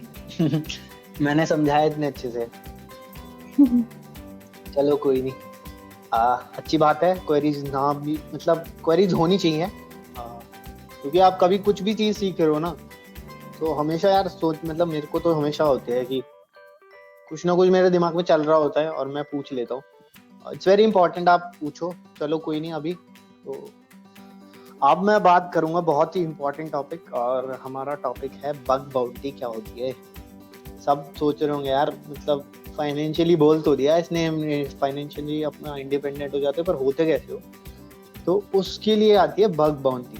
बग बाउंटीज क्या होती है हमारे, जब भी आपको पैसा मिलता है किसी भी इशू या वल्नरेबिलिटी को रिपोर्ट करने के लिए, उसको हम बग बाउंटी बोलते हैं। तो किसी भी बग के लिए आपको बाउंटी मिले, बाउंटी इज रिवॉर्ड। आपने देखा होगा पुरानी मूवीज में भी यूज होता है बहुत वर्ड की बाउंटी। बाउंटी लॉ एक वो आता था। अभी एक मूवी बनी थी हॉलीवुड करके कुछ, लियोनार्डो डिकैप्रियो की, तो उसमें बाउंटी का मतलब बहुत यूज हुआ था। तो बाउंटी लॉ एक सीरियल भी आता था। तो bug bounty is kind of getting reward in exchange of sharing an issue और वल्नरेबिलिटी। और बाउंटी से क्या होता है कि आपको एक्सपीरियंस बहुत अच्छा मिलता है एक तो सिक्योरिटी में, और साथ के साथ आपको पैसा भी बहुत मिल रहा है यार। मतलब $50 से शुरू होता है, और हद, मतलब कोई लिमिट नहीं है यार। $1,00,000 मिल गए उसको, मतलब इतने से छोटे से इशू के लिए। JWT में एक छोटा सा, बहुत छोटा सा, बट उसने रिसर्च करी, उसने मेहनत करी, उसने सोचा उस तरह से, जब जाके उसको मिला। तो इट्स वेरी इंपॉर्टेंट कि आप you go for the less travelled road. And और क्या क्या कर सकते हैं हम बग बाउंटी में, तो एक मेरे को बहुत अच्छा कोट मिला था, मैंने वो भी डाला कि reward offer to a perform to identify an error और vulnerability in a computer program और सिस्टम। तो कंपनीज का मेन मोटो क्या होता है इसमें कि उनका सिक्योरिटी इंफ्रास्ट्रक्चर बहुत इम्प्रूव होता है। अगर वो बाउंटी प्रोवाइड कर रहे हैं इट मीन्स कि बहुत अच्छा सिक्योरिटी इंफ्रास्ट्रक्चर वो बना सकते हैं, क्योंकि उनको पता होगा कि वल्नरेबिलिटीज क्या क्या हैं। तो देयर आर लेस चांसेस कि मतलब उनका ब्रीच हो जाए सिस्टम या फिर उनकी डिटेल्स निकले। तो इसलिए बग बाउंटी प्रोग्राम्स होते हैं। और स्टार्ट कैसे करना है, मतलब बग बाउंटी को यार कैसे शुरू करना चाहिए, तो इसमें दो चीज़ें बहुत इंपॉर्टेंट है। पहला है कि आप प्राइवेट प्रोग्राम्स होते हैं और दूसरे होते हैं पब्लिक प्रोग्राम्स। तो private programs there are various number of website, और पहले मैं इनको प्लेटफॉर्म टाइप्स में डिफाइन कर देता हूँ ताकि आपको और आसानी से समझ आए। तो बहुत सारे फेमस बग बाउंटी प्रोग्राम्स हैं, प्लेटफॉर्म्स हैं ऐसे डिफाइन, जैसे कि हैकर1 हो गया, बगक्राउड हो गया, और भी बहुत सारे हैं। उन पे बहुत सारी कंपनियां अपना रजिस्टर करती हैं और अपना पूरा एक एग्रीमेंट बना के देती हैं कि आप ये परफॉर्म कर सकते हो, ये चीज़ें आउट ऑफ स्कोप है, ये इन स्कोप है। उस हिसाब से आप बाउंटीज मतलब अपना बग ढूंढते हो, और इन एक्सचेंज जैसे आप रिपोर्ट करते हो वो आप बाउंटी प्रोवाइड करते हैं। तो एक तो ये हो गया कि आप फेमस बग प्लेटफॉर्म से ढूंढो। दूसरा हो गया कि आप डायरेक्टली वल्नरेबिलिटी डिस्क्लोजर प्रोग्राम, सीधा आप जाओ और वल्नरेबिलिटी डिस्क्लोजर प्रोग्राम पे ढूंढो। मैं बता देता हूँ कैसे। जैसे कि मैंने ये है, तो ये गूगल डॉकिंग होता है, बहुत सारे आप ऐसे गूगल में यूज कर सकते हो। जैसे मैंने यहाँ यूज करा है, किसी भी साइट पे ये लिखा होगा वल्नरेबिलिटी डिस्क्लोजर प्रोग्राम, तो वो सब यहाँ आ जाएगा। तो आप देख सकते हो कितनी सारी, और ये वाली हमारी गवर्नमेंट की है, तो गवर्नमेंट में भी जाने का बहुत अच्छा स्कोप है। अगर आप 500 से ज़्यादा वल्नरेबिलिटीज रिपोर्ट कर देते हो तो गवर्नमेंट का एक cert.in करके पेज है, CERT। तो CERT क्या है, रिस्पॉन्स टीम है। तो गवर्नमेंट की एक रिस्पॉन्स टीम बनाई हुई है, अगर, और वो बहुत ही मतलब एलीट लोगों से बनी हुई है, ऐसा नहीं है कि हर कोई चला जाता है। तो आपको उसके लिए 500 प्लस वल्नरेबिलिटीज रिपोर्ट करनी पड़ेंगी पहले, उसके बाद वो आपको CERT का मेंबर बनाएंगे। उसके बाद आप उसमें मतलब गवर्नमेंट को हेल्प कर सकते हो। तो ncipc.gov.in है, इस पे रिपोर्ट भी करते हैं इनकी जो भी आपको गवर्नमेंट वेबसाइट में वल्नरेबिलिटी। तो मैंने यहाँ पे वल्नरेबिलिटी डिस्क्लोजर प्रोग्राम सर्च किया डायरेक्टली, और ये कुछ वेब कंपनीज ने अपना डाला हुआ है, जैसे हैकर1 ने डाला हुआ है, signalfx.clause.io। तो clause.io पे जैसे हमने खोला, इन्होंने देखो पूरा डिफाइन करा हुआ है कि उनकी एक्सपेक्टेशन क्या है, उनकी पॉलिसी क्या है, और उनके ऑफिशियल चैनल्स कौन कौन से हैं। और यहाँ पे देखो ये रिवॉर्ड डिफाइंड है कि अगर लो है तो $50 और क्रिटिकल है तो 2500। डॉलर में पैसे मिल रहे हैं, कोई क्यों नहीं कमाएगा, मैं तो कमाता हूँ, आप भी कमाओ। तो इट्स वेरी इंपॉर्टेंट कि आपको रिवॉर्ड, मतलब इतना अत पैसा है यार, बहुत पैसा है। मतलब सिक्योरिटी में आप लीगल चीजें करके इतना कमा सकते हो ना। तो ये सब चीजें होगी। तो प्लेटफॉर्म डिफाइंस मैंने कर दिए दो तरह के, या तो आप गूगल डॉक का यूज करो और डायरेक्टली वल्नरेबिलिटी डिस्क्लोजर प्रोग्राम चुनो, या फिर डिफाइंड प्लेटफॉर्म। फिर जो ये प्लेटफॉर्म्स आते हैं इनमें प्राइवेट और पब्लिक क्या होता है मैं बताता हूँ। कुछ होते हैं पब्लिक प्रोग्राम्स, सब कंपनी ने पब्लिक करे हुए हैं, और आपने वेबसाइट खोली बगक्राउड और उसमें पब्लिक प्रोग्राम सारे आ गए। बट प्राइवेट में क्या होता है कि जब आप कुछ अचीव कर लेते हो, आपका ट्रैक रिकॉर्ड होता है। जैसे मैंने आईडी बनाई, मैंने अराउंड 30+ रिपोर्ट्स डाली हुई हैं अब तक बगक्राउड पे, तो मेरी काफ़ी आईडी अच्छी है। और P1 क्रिटिकल बग्स भी मैंने शेयर किए हैं। तो उसमें सेट ऑफ रूल्स होते हैं प्राइवेट इन्विटेशन के लिए, तो कुछ कंपनी प्राइवेट इन्विटेशन देती है बहुत स्पेसिफिक लोगों को, तो मेरे को प्राइवेट प्रोग्राम्स होते रहते हैं और उसमें चांसेस ज्यादा होते हैं क्योंकि पब्लिक के लिए जो भी अवेलेबल है, मतलब कुछ भी पब्लिक अवेलेबल है उस पर बहुत सारे लोग काम करते हैं। Indeed.com है, उस पर अराउंड 1000 से ज्यादा वल्नरेबिलिटीज रिपोर्ट हो चुकी है पब्लिकली, जो उन्होंने डिस्क्लोज करी है, मतलब अभी भी चल रही होंगी बहुत सारी, और डिस्क्लोज करने के बाद इतनी सारी वल्नरेबिलिटीज। अब जिसने, मतलब आप ये लगा लो, जिस पब्लिक प्रोग्राम पे इतने सारे लोगों ने रिसर्च करी हो, इतने सारे बग ढूंढे हो, तो क्या आसान है वहाँ पे बाउंटी लेना? नहीं, बिल्कुल नहीं। मेरे को भी बहुत टाइम लगा था, बट इट्स लाइक कि आपको हमेशा करते रहना है। तो मैंने भी वही चीज़ करी और अभी मेरे को प्राइवेट प्रोग्राम्स आने शुरू हो गए और मैंने काफ़ी सारी बाउंटीज भी उठाई है। तो हमेशा बग बाउंटी में, जैसे मैंने बताया, कि go for a less travelled road. वहाँ मत ढूंढो जहाँ सब भाग रहे हैं, वहाँ ढूंढो जहाँ तुम्हें लगता है कोई नहीं आया है यहाँ। वहाँ पे तुम्हें ज़्यादा चीज़ें मिलेंगी, तुम अच्छे से रिपोर्ट कर पाओगे और बहुत सारी चीज़ें बाउंटी भी उठा पाओगे।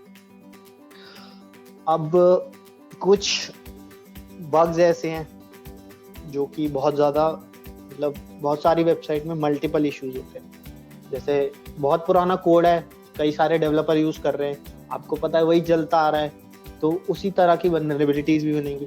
जैसे क्रॉस साइट स्क्रिप्टिंग होगी या इनसिक्योर डायरेक्ट ऑब्जेक्ट प्रेफरेंस हो गया, आईडोर बोलते हैं हम जिसे, और क्रॉस साइट रिक्वेस्ट फॉर्जरी होगी, या फिर सिक्योरिटी मिसकॉन्फ़िगरेशन होगी, या कोई इंफॉर्मेशन ऐसे डिस्क्लोज होगी सेंसिटिव।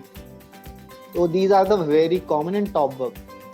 ये ढूंढने बहुत आसान होते हैं और आप इन, मतलब even I go for these things. And important ये है कि आप मेथोडोलॉजी फॉलो करो। उसके लिए भी मैंने 2 मेथोडोलॉजी का आई थॉट ऑफ कि मैं डिस्कस कर लूँ। OWASP एक ऑर्गेनाइजेशन है, इसने टॉप 10 वल्नरेबिलिटीज डिफाइन करते हैं ये हर 3-4 साल में। तो लास्ट टाइम 2017 में हुई थी वेब के लिए और 2016 में हुई थी मोबाइल रिस्क के लिए। तो मोबाइल के लिए है वो भी बताऊंगा, और जो वेब के लिए, तो OWASP है क्या? हमारा एक open web application security project है। तो किसी भी ऑर्गेनाइजेशन में जब भी इतने सारे सिक्योरिटी एक्सपर्ट बहुत सारा डेटा कलेक्ट करते हैं, एनालिसिस करते हैं, उसके बाद ये डिफाइन करते हैं कि टॉप 10 वल्नरेबिलिटीज कौन सी रही हैं। तो 2017 में था, तो आई एम एक्सपेक्टिंग कि 2020 या 21 तक एक और नया मतलब लिस्ट आ जाएगी जिसमें अपडेटेड बग्स का होगा। क्योंकि कई बार क्या होता है, जैसे SPF है, बहुत पुरानी चलते आ रही है ये, ठीक है, तो पुरानी चलते आ रही है, तो अब उसका इतना इफेक्ट नहीं रहा, आप बग बाउंटीज इतनी नहीं ले पाओगे। तो इट्स वेरी इंपॉर्टेंट कि आप नए जो OS टॉप 10 में तो एक मेथोडोलॉजी फॉलो करोगे कि यार मेरे को यही बग्स देखने हैं, मैं और कुछ नहीं देखूंगा, ताकि एक मैं सेट ऑफ डिफाइंड रूल से मैं काम करूंगा और मेरा टारगेट जो अचीव कर रहे हैं मैं वो कर पाऊंगा। तो OS 2003 में लॉन्च हुई थी और हर 3-4 साल में, मैंने जैसे बताया कि ये करते हैं, और सबसे ज़्यादा it's a biggest organization for like application security risk according to. तो कौन सी लिस्ट है ये बोल रहे हैं कि एक लिस्ट है 10, तो मैं बता देता हूँ, वो मैंने आगे डिफाइन भी करी है कि कौन कौन सी कर सकते हैं। तो 2017 में ये 10 वल्नरेबिलिटीज थी जो कि टॉप थी, और इन पे बहुत ही ज़्यादा लोगों ने रिसर्च भी करी हुई है। तो इंजेक्शन होते हैं, injection is like mostly SQL हो गए या HTML इंजेक्शन हो गए। तो SQL क्वेरीज होती हैं, उसमें कोई फ्लॉ है उसकी वजह से, या HTML कोड में कुछ फ्लॉ है उसमें आप कुछ ऐसा मिलिशियस कोड इंजेक्ट कर देते हो।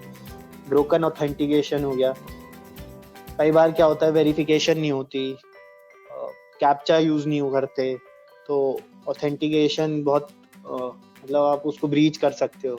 जब भी आप यूजर नेम और लॉगिन पासवर्ड डालते हो लॉगिन करने के लिए, तो उस चीज को ब्रीच कर सकते हो। सेंसिटिव डेटा एक्सपोजर हो गया, बहुत आपने गिटहब पे अपना कोड अपलोड कर रखा है और वहाँ पे कोई ऐसी सेंसिटिव डिटेल आपने कोड में ऐसी इंक्लूड कर रखी है आपको पता ही नहीं है, तो वहाँ से सेंसिटिव डेटा एक्सपोजर की आपको पता चल गया कि कौन कौन सा कितना सेंसिटिव डेटा है, या यूजर नेम की डिटेल्स हैं, पासवर्ड डिटेल्स हैं, तो फिर आपका डेटा के बेस में कहाँ डेटा स्टोर हो रहा है, तो वो सब चीज़ें हैं। XML एक्सटर्नल एंटिटीज हो गया, मतलब XML क्वेरी यूज होती है, तो उसमें फ्लॉज होते हैं उसकी कोडिंग में, तो उसको हम एक्सेस बोलते हैं। ब्रोकन एक्सेस कंट्रोल हो गया कि एडमिन का एक्सेस मिल गया जैसे किसी यूजर नेम को, तो एक्सेस कंट्रोल जो उसको मिलना चाहिए था उससे ज़्यादा उसको मिल गया, तो इस तरह की। या फिर मिसकन्फिगरेशन तो बहुत कॉमन है, और आई थिंक इसका इतना पैसा भी नहीं मिलता है अब। क्या होता है कई बार सिक्योरिटी मिसकन्फिगरेशन, कोई एरर जनरेट हो गया, आपने कई बार देखा होगा कि कुछ स्क्रीन पे कोई वेबसाइट चलती नहीं और एरर आ जाते हैं, तो वो एरर में कोई ऐसी डेटाबेस की डिटेल हो, OS वर्जन हो, को ये पता लग जाए कि क्या क्या वो यूज़ कर रहा है बैकएंड में, कौन सा OS है, कौन से पोर्ट्स ओपन है, आप उस पर अटैक परफॉर्म कर सकते हो। तो मतलब वो असेसमेंट में काम आ सकता है, पर पेनिट्रेशन में इतना खास काम नहीं आता, तो इसका इम्पैक्ट भी इतना ज़्यादा है नहीं। क्रॉस साइट स्क्रिप्टिंग हो गया, इसका तो बहुत मिलता है भाई। मतलब अगर आपको स्टोर्ड मिल गया ना कि आपके डेटाबेस में, तो आराम से $1000-2000 आराम से आप ले सकते हो। और इनसिक्योर सीरियलाइजेशन होता है कि कभी भी पैकेट जो फॉर्मेशन हो रही है, तो वो कई सारे छोटे छोटे फ्रेगमेंट्स होते हैं, उनको जुड़ के एक सीरियलाइज वे में होता है। तो मैं सेंड कर रहा हूँ डेटा, और वो यूजर एंड पे डीसीरियलाइज फ्रेगमेंटेशन हो रही है उसके छोटे छोटे पार्ट्स में, तो उसको हम इनसिक्योर डीसीरियलाइजेशन बोल रहे हैं।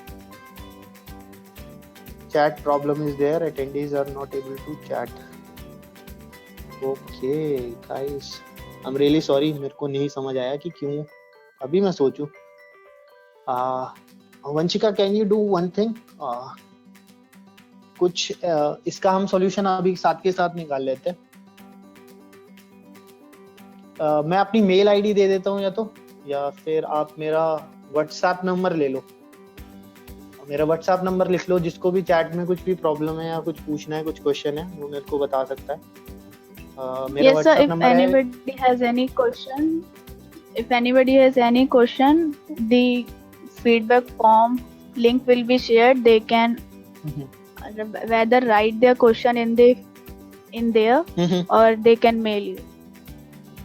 Okay, sure. तो मेरी मेल आईडी, मेरी जो वेबसाइट है उस पर मेरा फोन नंबर भी है, मेरी मेल आईडी भी है। security-barn.com सर्च करोगे तो वहां से आपको सारी डिटेल्स मिल जाएंगी। लास्ट में हम एक फीडबैक फॉर्म भी भेजेंगे, आप अपनी क्वेरीज वहां भी लिख के भेज सकते हैं। आई एम श्योर कि मैं सबका आंसर दे पाऊंगा, ठीक है? तो कोई इशू नहीं है, मतलब हो जाती है कई बार प्रॉब्लम, एंड वो कोई इशू नहीं है इतना बड़ा। तो हम इनसिक्योर डीसेलरेशन की बात कर रहे थे कि वो डेटा किस तरह से एंड यूजर पे वो डिस्ट्रीब्यूट होगा, फ्रेगमेंट्स में डिवाइडेड होगा।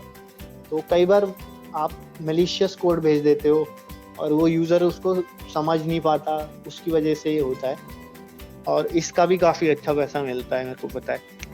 Using component with known vulnerability, तो ऐसे कुछ डिफाइंड कंपोनेंट्स हैं, मतलब बहुत सारी नोन वल्नरेबिलिटीज है, तो इसमें इन्होंने एक मेजर, बहुत सारी वल्नरेबिलिटीज हैं, उनको एक वे में डिफाइंड करने का तरीका बता दिया कि आप बहुत सारे कंपोनेंट यूज कर सकते हो, जो भी वल्नरेबिलिटी अभी तक है, बहुत सारे अटैक्स परफॉर्म होते हैं। ये लास्ट वाला है हमारा ब्लू टीम का, इनसफिशिएंट लॉगिंग एंड मॉनिटरिंग। तो बहुत सारी कंपनी में पता ही नहीं है, रियल टाइम अटैक चल रहे हैं, उनके पास कोई रिसोर्स ही नहीं है, कुछ यूज ही नहीं कर रहे हैं वो, तो वो भी बहुत इंपॉर्टेंट चीजें होती हैं। आई एम श्योर कि मतलब कंपनी इन चीज़ों पे, ऐसे ही हमारे मोबाइल रिस्क है, इम्प्रॉपर प्लेटफॉर्म यूसेज हो गया, insecure data storage, insecure communication. तो एप्लीकेशन कम्युनिकेट करती है, मतलब वेबसाइट अपनी रिक्वेस्ट क्लाइंट से सर्वर को भेजती है। और एंड्रॉयड में क्या होता है कि आप बहुत सारे, जैसे आपने एक एपीके कुछ अपनी एप्लीकेशन बना ली, और उसके बाद आपने देखा कि यार कोई भी उसमें ऐसे XML फाइल है या फिर उसमें जो मेन जावा की फाइल्स है वो कैसे कम्युनिकेट करती हैं, वो एक से दूसरी जावा फाइल को जैसे इंपोर्ट करते हैं पैकेजेस, आपने देखा होगा, तो वो कम्युनिकेट करता है, वो उस चीज़ को इंपोर्ट करता है, उसका कोड उस चीज़ पे रन करता है उसके बाद। तो अगर इनसिक्योर कम्युनिकेशन है तो और वो ढंग से कम्युनिकेट नहीं कर पा रहे तो हैकर उस चीज़ का यूज़ कर सकते हैं। ऐसे ऑथेंटिकेशन में कोई प्रॉब्लम है या फिर क्रिप्टोग्राफी यूज़ नहीं करी। क्रिप्टोग्राफी इज लाइक आपने जो डेटा है वो इनक्रिप्टेड फॉर्म में भेजा है, मैं कि मतलब क्लियर टेक्स्ट फॉर्म में नहीं जाना चाहिए। पासवर्ड अब क्लियर टेक्स्ट फॉर्म में भेज रहा हूँ, मैं यहाँ पे लिख दूंगा तो आप सबको पता ही लग जाएगा। बट मैं अगर उसको इंक्रिप्ट कर दूंगा किसी एल्गोरिथम से तो वो बहुत इंपॉर्टेंट चीज़ होती है। बहुत टोकन्स होते हैं, टोकन कभी भी मतलब टोकन तो हमेशा ही इनक्रिप्टेड फॉर्म में भेजे जाते हैं। या फिर इनसिक्योर ऑथराइजेशन होगी कि वैसे ही एक्सेस कंट्रोल किसको मिलना चाहिए किसको नहीं। क्लाइंट कोड क्वालिटी होगी कि क्लाइंट साइड पे कोड जो है वो उसमें मतलब आपने कॉपी किया हुआ है। कोड टेम्परिंग हो गया, आपने कोड से कुछ छेड़छाड़ी कर दी। रिवर्स इंजीनियरिंग हो गया। Reverse engineering is actually a big इसमें बहुत अच्छा करियर भी है रिवर्स इंजीनियरिंग में, पर सब ये कर भी नहीं पाते।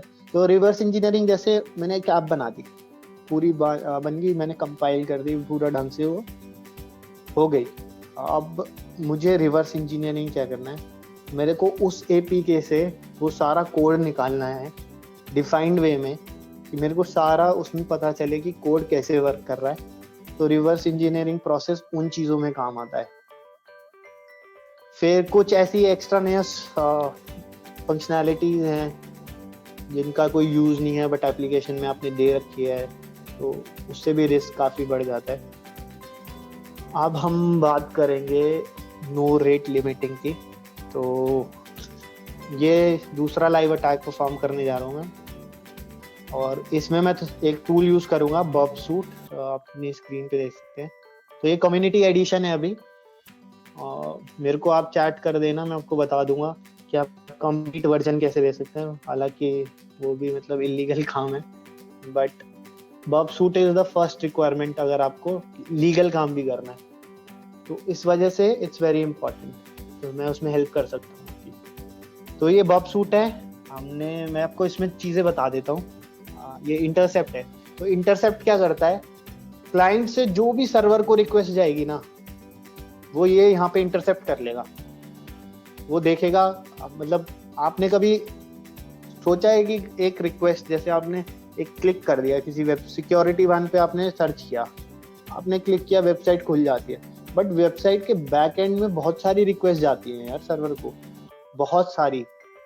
तो उसको इंटरसेप्ट करने के लिए हम यहाँ पे इंटरसेप्ट ऑन करेंगे, और यहाँ पे ऑप्शंस हैं, आप देख सकते हो यहाँ पे ये प्रॉक्सी लिसनर मैंने किया हुआ है इस पोर्ट पे 127.0.0.1, और पोर्ट कौन सा यूज़ किया है मैंने, 8080।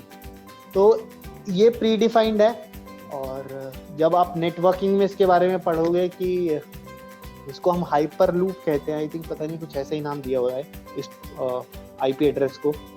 तो ये पहले से ही इन चीज़ों के लिए डिफाइंड है। तो मैंने यहाँ पे इस पोर्ट पे कर लिया, मैं गया ब्राउज़र में, मैंने वहाँ पे अपनी नेटवर्क सेटिंग्स देखी, मैंने यहाँ पे अपना मैनुअल प्रॉक्सी कॉन्फ़िगरेशन कर दिया उसी पोर्ट पे जो मैंने बबसूट पे इंटरसेप्ट करने के लिए। तो अब जितनी भी रिक्वेस्ट जाएंगी ना, वो उस टूल के थ्रू जाएंगी। मैंने डिफाइन कर दिया ये प्रॉक्सी है मेरी, इस प्रॉक्सी के थ्रू मेरी रिक्वेस्ट जाएंगी क्लाइंट से सर्वर साइड पे। मैंने डिफाइन किया, मैंने ओके कर दिया। अब मैं क्या किया, मैंने दूसरे ब्राउजर में हमने क्लॉज का देखा था, अब क्लॉज में हमने ये साइन अप का ऑप्शन है, ठीक है। हमने क्या किया, कॉपी लिंक एड्रेस, इसके बाद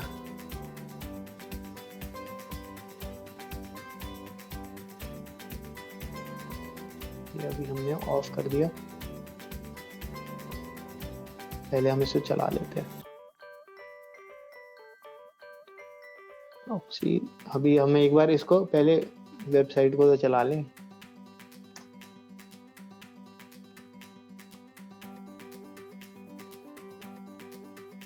ठीक है, ये साइन अप पेज खुल गया क्लॉज का। अब मैंने क्या किया, मैनुअल प्रॉक्सी,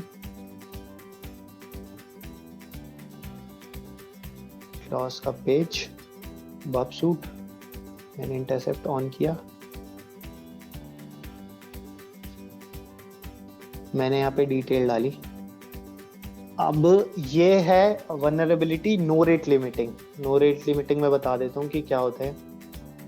तो ईमेल जो जाते हैं ना, जैसे अब मैं साइन अप करूँगा, कंफर्मेशन मेल जाएगा मेरे को कि आप वेरीफाई करो कि आपका ये अकाउंट है कि नहीं, ठीक है, मेरी मेल आईडी पे है।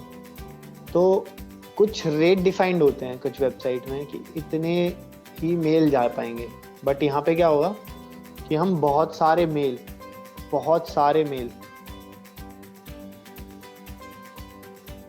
तो हम बहुत सारे मेल एक ही बारी में मैं रिक्वेस्ट शेयर करूँगा, तो उसमें कोई रेट लिमिटिंग है नहीं। इस वजह से इस बार मैंने चेक किया था अभी सुबह कि इनके में रेट लिमिटिंग का है नहीं कोई ऐसा इशू। बट इन्होंने क्या कर रखा है कि कुछ रिक्वेस्ट के बाद, मतलब उन्होंने बैक एंड में कुछ अच्छी चीज़ें इम्प्लीमेंट कर रखी हैं जिसकी वजह से वो रेट लिमिटिंग सक्सेसफुल नहीं हो पाएगा। तो अब मैंने ईमेल एड्रेस हमने टेम्प मेल का लिया था, टेम्प मेल चला देते हम फिर से।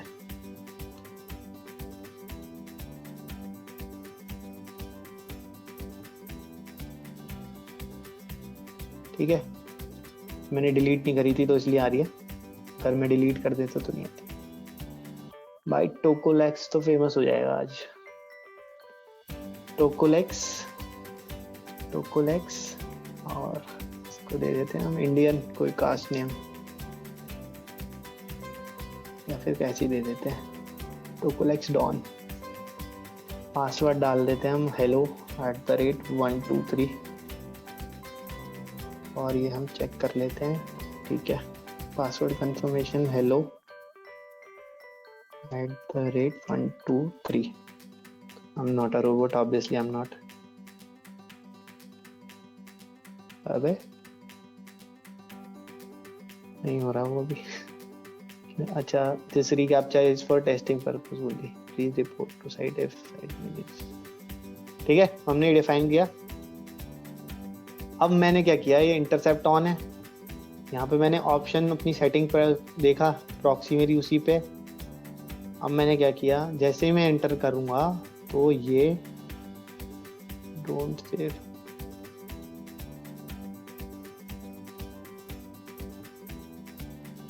इस पे अच्छा टिक नहीं करा हमने।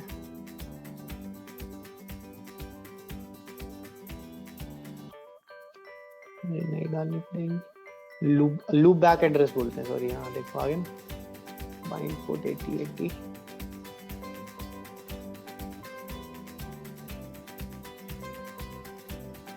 क्लिक हो जा।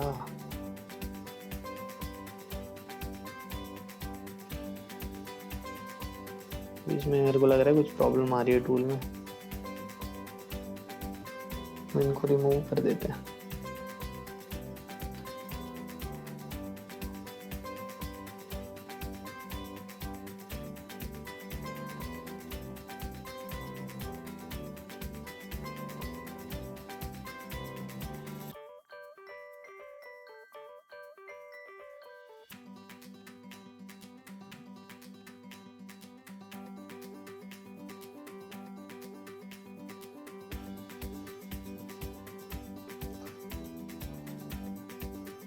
आई थिंक ये सेटअप नहीं है इस पे। एक्चुअली ये मेरा लैपटॉप है नहीं, मेरे लैपटॉप का वेबकैम खराब हो रहा था, मैं दूसरा यूज़ कर रहा हूँ। तो मैं वैसे बता देता हूँ कि क्या होता है और एक रिपोर्ट भी शेयर कर दूंगा। तो जैसे ये मैं इसको यहाँ पे टिक नहीं हो रहा है, ये जब जैसे ट्रिक होगा ना, मैं प्रॉक्सी जैसे मेरी ये ऑन होगी, तो जैसे ही मैं यहाँ पे क्लिक करूँगा साइन अप वाले उस पर, अच्छा ये उस पर जा नहीं रहा ना, तो जैसे साइन अप का क्लिक करूँगा ये पॉपअप हो जाएगा और यहाँ पे एक रिक्वेस्ट आएगी इस वाले उसमें कि वो रिक्वेस्ट कैसे जा रही है।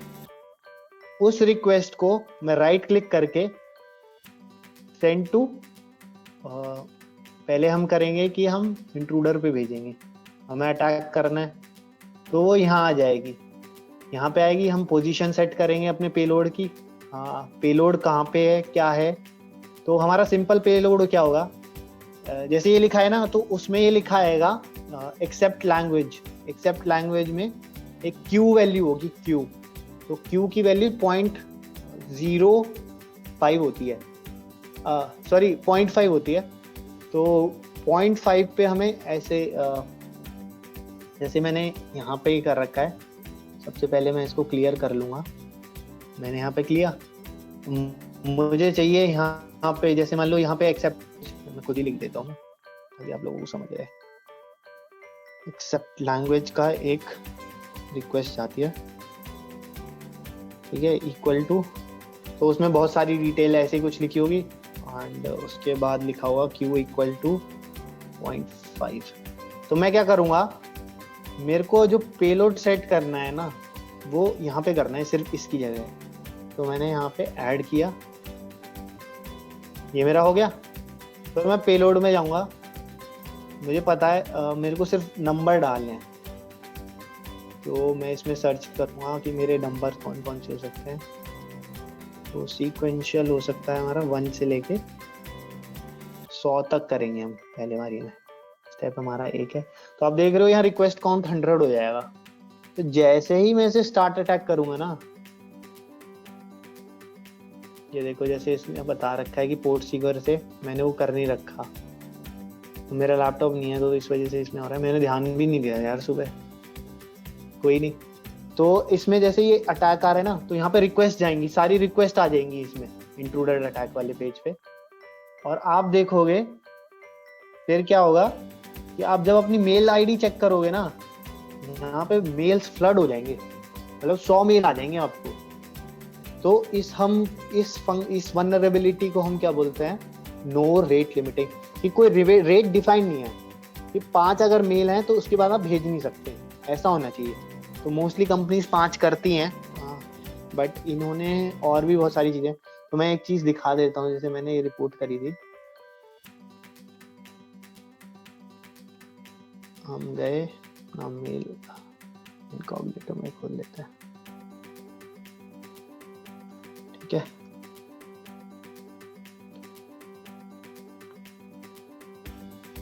थोड़ा मैं आपको रिपोर्ट के बारे में बता दूंगा ना फिर साथ के साथ कि रिपोर्ट कैसे बनाते हैं। तो ये हमारी सिक्योरिटी बान वाले उस पर मैंने रिपोर्ट करी थी।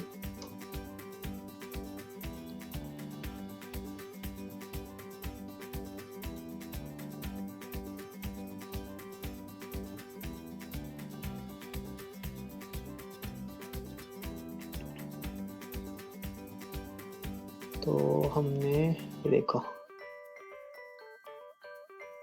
अब मैंने ये रिपोर्ट करी थी उनको।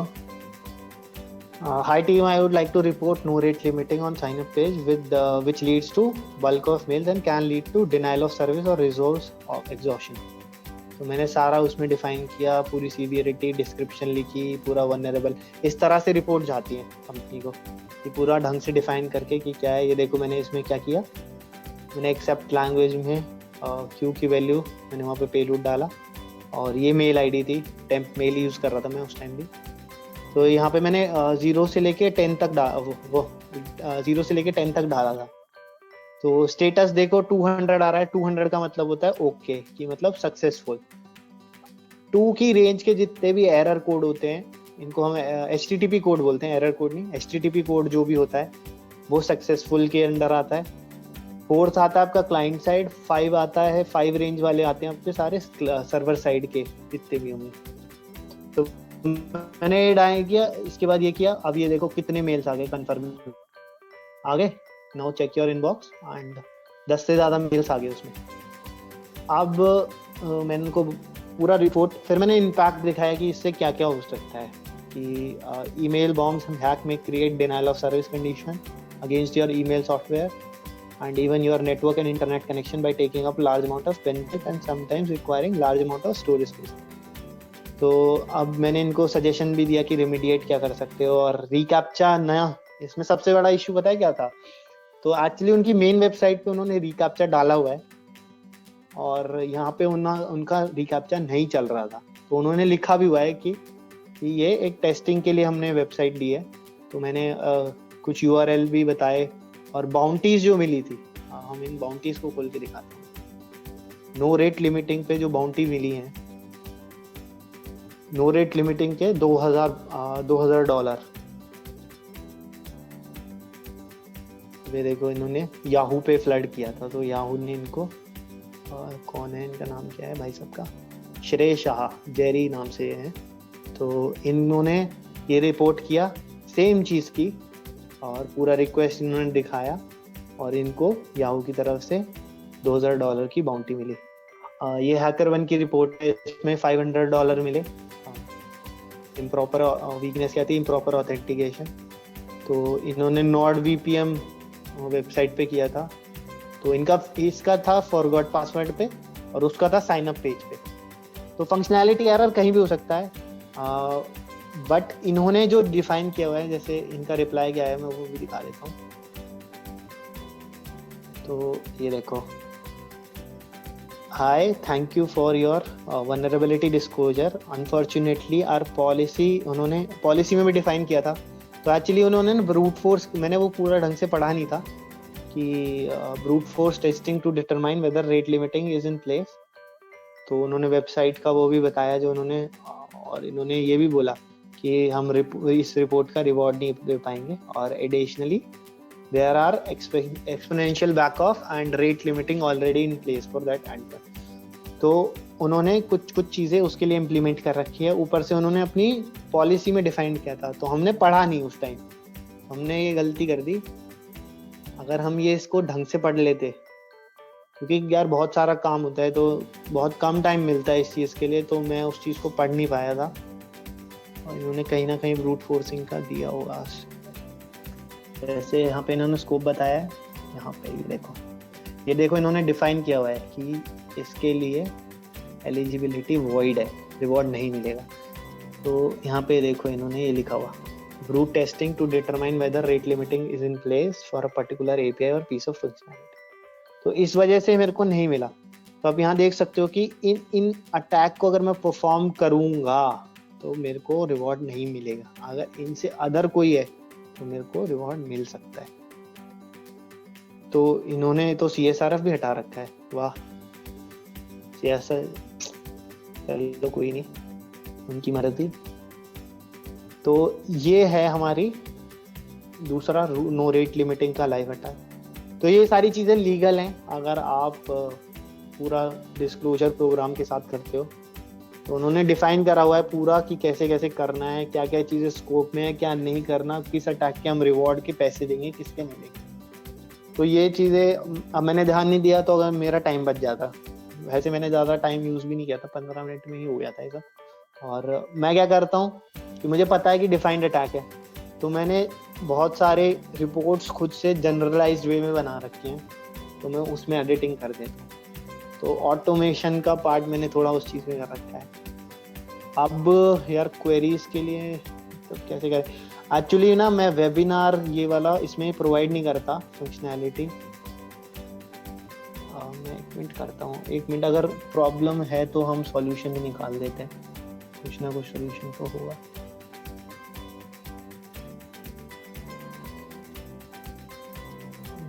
इनका हो गया।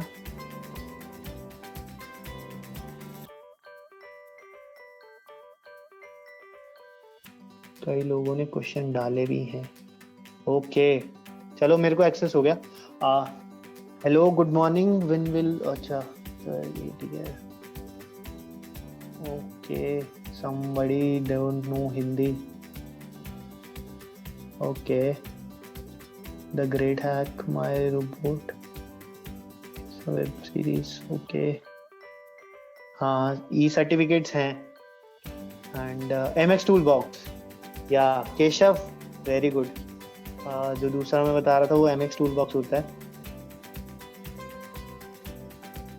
आई हैव क्वेरी, अपनी क्वेरीज बता दो एक बार। Last 2 steps of mailing part. Mailing part में ये था कि पहले आप एक फेक मेलर यूज कर सकते हो, या आप फेक ईमेल जनरेट कैसे करोगे, तो mkai.cz वेबसाइट है, वहां से कर सकते हो। दूसरी ये चीज थी कि एसपीएफ जब हम ढूंढेंगे तो हमें पता कैसे चलेगा कि वो वनरेबल है कि नहीं। तो उसके लिए किटरमैन एक वेबसाइट है, उसमें आप डोमेन नाम डालो, जैसे code.org था, आप उसको सर्च करो, उसमें आपको वो पूरा एसपीएफ रिकॉर्ड के बारे में बताएगा कि क्या क्या है। उस एसपीएफ रिकॉर्ड में एक टिल्ट साइन की होने की वजह से वो वनरेबिलिटी वहाँ पे थी। अगर वो इशू डेवलपर ढंग से कोडिंग करता तो उस वजह से नहीं हुआ था। तो यही चीज़ थी मैंने जो लास्ट 2 स्टेप्स में बताई थी Vedansh. And audio is not coming, okay sir restart कर लो बब सूट को।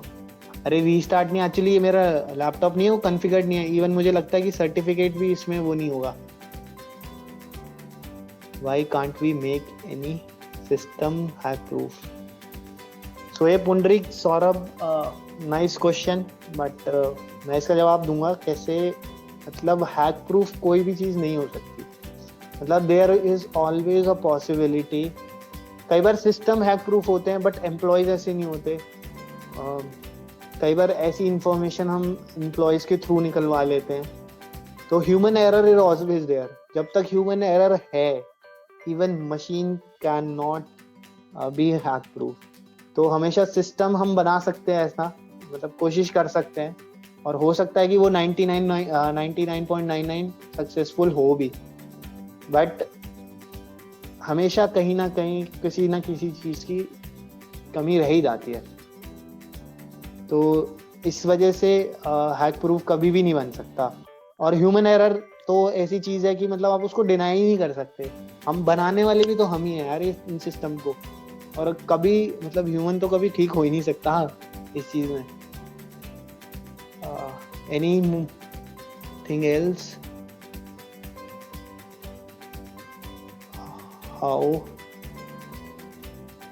how we will differentiate that is it normal mail or somebody wants to hack?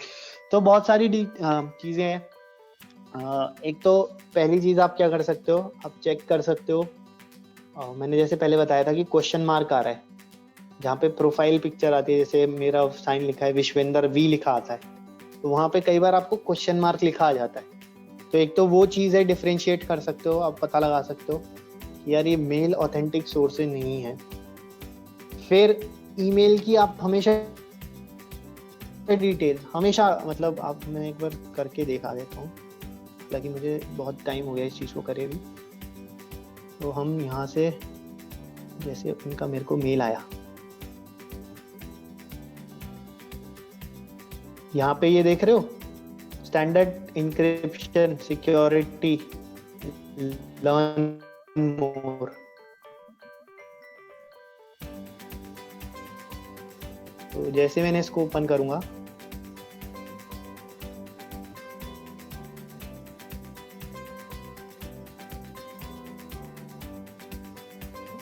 Internet is taking time.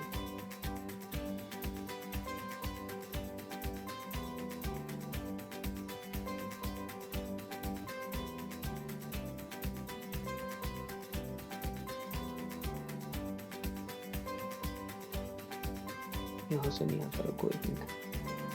ये हम गए, इतने में ये बताता हूँ। इतने एक चीज और मैं बताना चाहूंगा। आई थिंक अभी सभी की क्वेरीज जो हैं, वाईफाई राउटर पासवर्ड कैसे पता कर सकते हैं, in which terms, how can we get the wifi router's password in which we are not connected. So wifi router के लिए भी बहुत सारे टूल्स हैं नेटवर्किंग के। नेटवर्किंग एक्चुअली मैं इतना ज़्यादा उसमें फोकस नहीं हूँ, बट मुझे पता है कि कैसे होता है।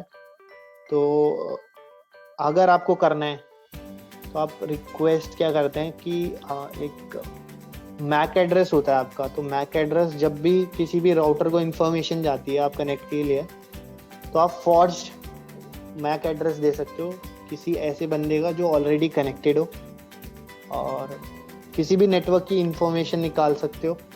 बहुत सारे टूल्स आते हैं, नेटवर्क एनालाइजर हो गया, उस चीज को आप यूज करके आप वाईफाई के राउटर के पासवर्ड उन टूल्स को यूज करके जब हम कनेक्टेड ना हो यूज कर सकते हैं. In future can AI will overcome it but 0.1 matters. Obviously यार, मतलब हमेशा मतलब मैटर करती है, जब भी तो इतना पैसा दे रहे हैं लोग. अगर वो मैटर ही नहीं कर रही होती, why would anyone spend so much of their business money on these things? So that is why it is very important. और फ्यूचर में क्या, मैं अभी बताता हूँ. AI is actually मतलब बहुत सारी चीज़ों में AI आ चुकी है.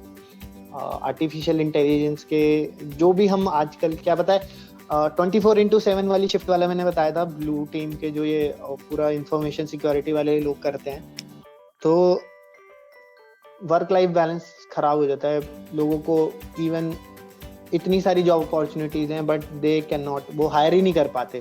1 साल तक पोजीशन चल रही है, वो हायर ही नहीं कर पा रहे क्योंकि रोटेशनल शिफ्ट में कोई काम नहीं करना चाहता. तो इस वजह से AI उन चीज़ों में आने लगा है, आर्टिफिशियल इंटेलिजेंस का यूज़ होने लगा है. एक मेरे क्लाइंट थे लॉजिक हब, जब मैं रिक्रूटमेंट में था, एंड तो मैं उनके साथ बहुत एसोसिएटेड था और मैं सारी चीज़ें उनकी मैं ही संभालता था, हायरिंग प्रोसेस. तो logic hub is the company name, आप सर्च कर सकते हो. तो उन्होंने मशीन लर्निंग, AI और ऑटोमेशन यूज़ करके टूल बनाया हुआ है. और सिर्फ वही नहीं, बहुत सारी कंपनीज हैं जो इस चीज़ में काम कर रहे हैं. एंड अभी तो आई थिंक किसी का नहीं रहा है. और चीज़ मैं बताना चाहूँगा जो ईमेल का मैं कर रहा था. ईमेल की सारी डिटेल्स आ जाती हैं. अब मुझे ये ध्यान नहीं आ रहा वो आती कहाँ से है, बट मैं अभी बता दूंगा. शो ओरिजिनल, हाँ ये रहा. जैसे मैंने शो ओरिजिनल किया ना, आप देख सकते हो स्क्रीन पे,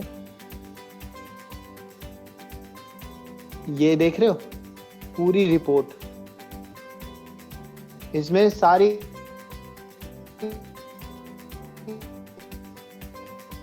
ऑथेंटिकेशन प्रोसेस से लेके कहाँ से क्या आ रहा है. DKIM पास देख रहे हो, यहाँ देख रहे हो. तो ये सारे जो रिकॉर्ड है, SPF पास देख रहे हो, किस IP से आ रहा है, कैसे आ रहा है, क्या पाथ है उसका, वो सारी डिटेल. DKIM सिग्नेचर क्या है, गूगल DKIM सिग्नेचर क्या है. तो इन चीज़ों को देख के आप बता सकते हो कि कोई भी मेल, तो इट्स वेरी इम्पॉसिबल. अब ये देखो IP एड्रेस आ गया. अब इन्होंने देखो सारे DKIM, SPF और DMARC तीनों पास किए हुए हैं. तो ये सब चीज़ें हैं जिनसे आप पता लगा सकते हो. एंड जाते जाते मैं एक चीज़ और बताना चाहूँगा इस चीज़ को रैप अप करने से पहले, कि मैंने जब डिसाइड, मेरा जो मोटो था ये वेबिनार करने का, पहला तो आपको थोड़ा मतलब इन्फॉर्मेशन प्रोवाइड करना, क्योंकि मेरे टाइम में मुझे ये चीज़ बहुत लगती थी कि सिक्योरिटी का तो मुझे कॉलेज के आने के बाद तक नहीं पता चला था. जब मैं इंडस्ट्री में घुस भी चुका था ना, तब तक मुझे नहीं पता था कि ऐसा भी कुछ काम होता है. मतलब हैकर्स के बारे में आई नो, बट लीगली इस चीज़ में काम होता है कि नहीं होता, वो भी चीज़ मेरे को नहीं पता थी. मेरा मोटो ये था सबसे पहले कि अभी आप कॉलेज स्टूडेंट्स हो, इट्स वेरी इंपॉर्टेंट कि आपको अपना मतलब 3rd ईयर में हो, 2nd ईयर में हो, 4th ईयर में हो, तो करियर पाथ डिफाइन करना बहुत ज़रूरी होता है. क्योंकि यार मतलब अभी तक तो चल जाएगा, आप कॉलेज पास आउट कर जाओगे, बट जैसे आप कॉलेज पास आउट हो जाओगे ना, जब उसके बाद सब लोग आपको जज करने लगेंगे कि आप क्या कर रहे हो, आप पैसा कमा रहे हो, नहीं कमा रहे हो, कितना कमा रहे हो. और ये सिर्फ हम मजाक में बोल तो देते हैं, रिलेटिव्स की बात है, बट रिलेटिव्स नहीं, इवन अपने सराउंडिंग्स में कहीं भी जाओगे, इट्स वेरी इंपॉर्टेंट कि आप बहुत डिफरेंट कर रहे हो, बहुत सबसे अलग कर रहे हो, और बहुत इंपॉर्टेंट है कि आप अच्छा कर रहे हो और आप इतना कमा रहे हो कि आप अपनी जो आपकी नीड्स हैं उनको सेटिस्फाई कर पाओ. तो मेरे को यही लगता है सिक्योरिटी एक सबसे बड़ा मोटो उसका वही है.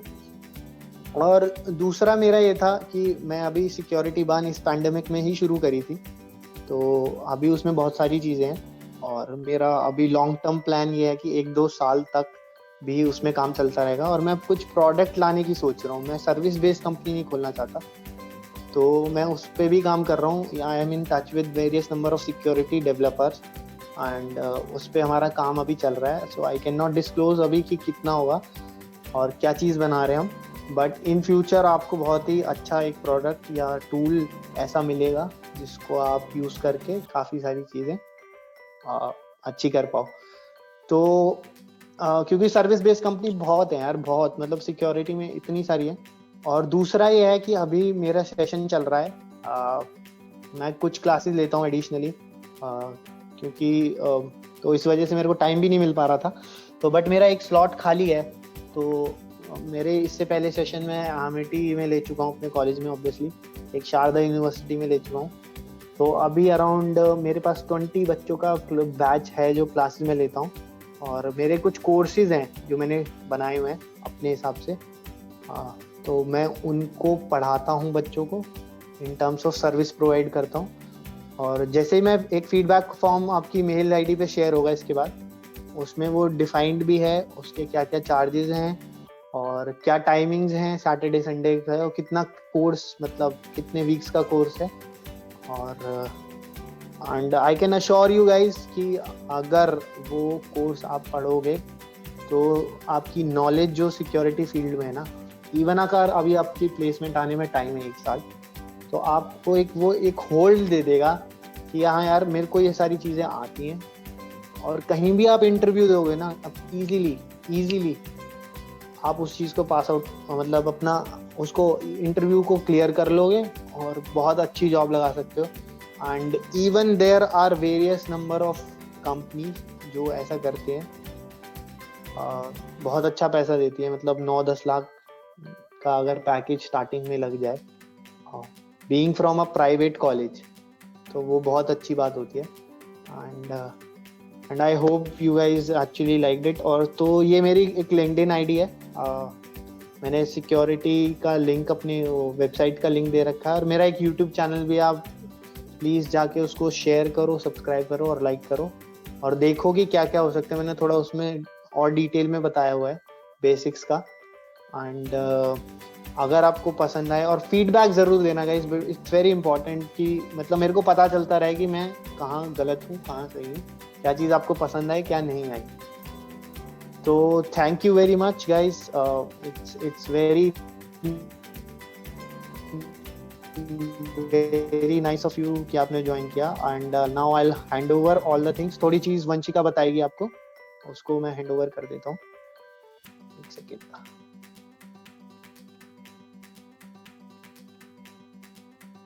just give me a minute. Hello sir. Hello, hi Vanshika. Hello, yeah, am I audible? Yes sir, thank you sir for your time So now and sharing okay. this So whole Vanshika, bunch of knowledge. Yes sir, I am sharing the feedback form link. Yeah, share it with everyone. And मैंने आपको शायद mail ID और वो सब इनका भेज दिया है data. And Okay. guys, is my I screen would really, presentable? not yet.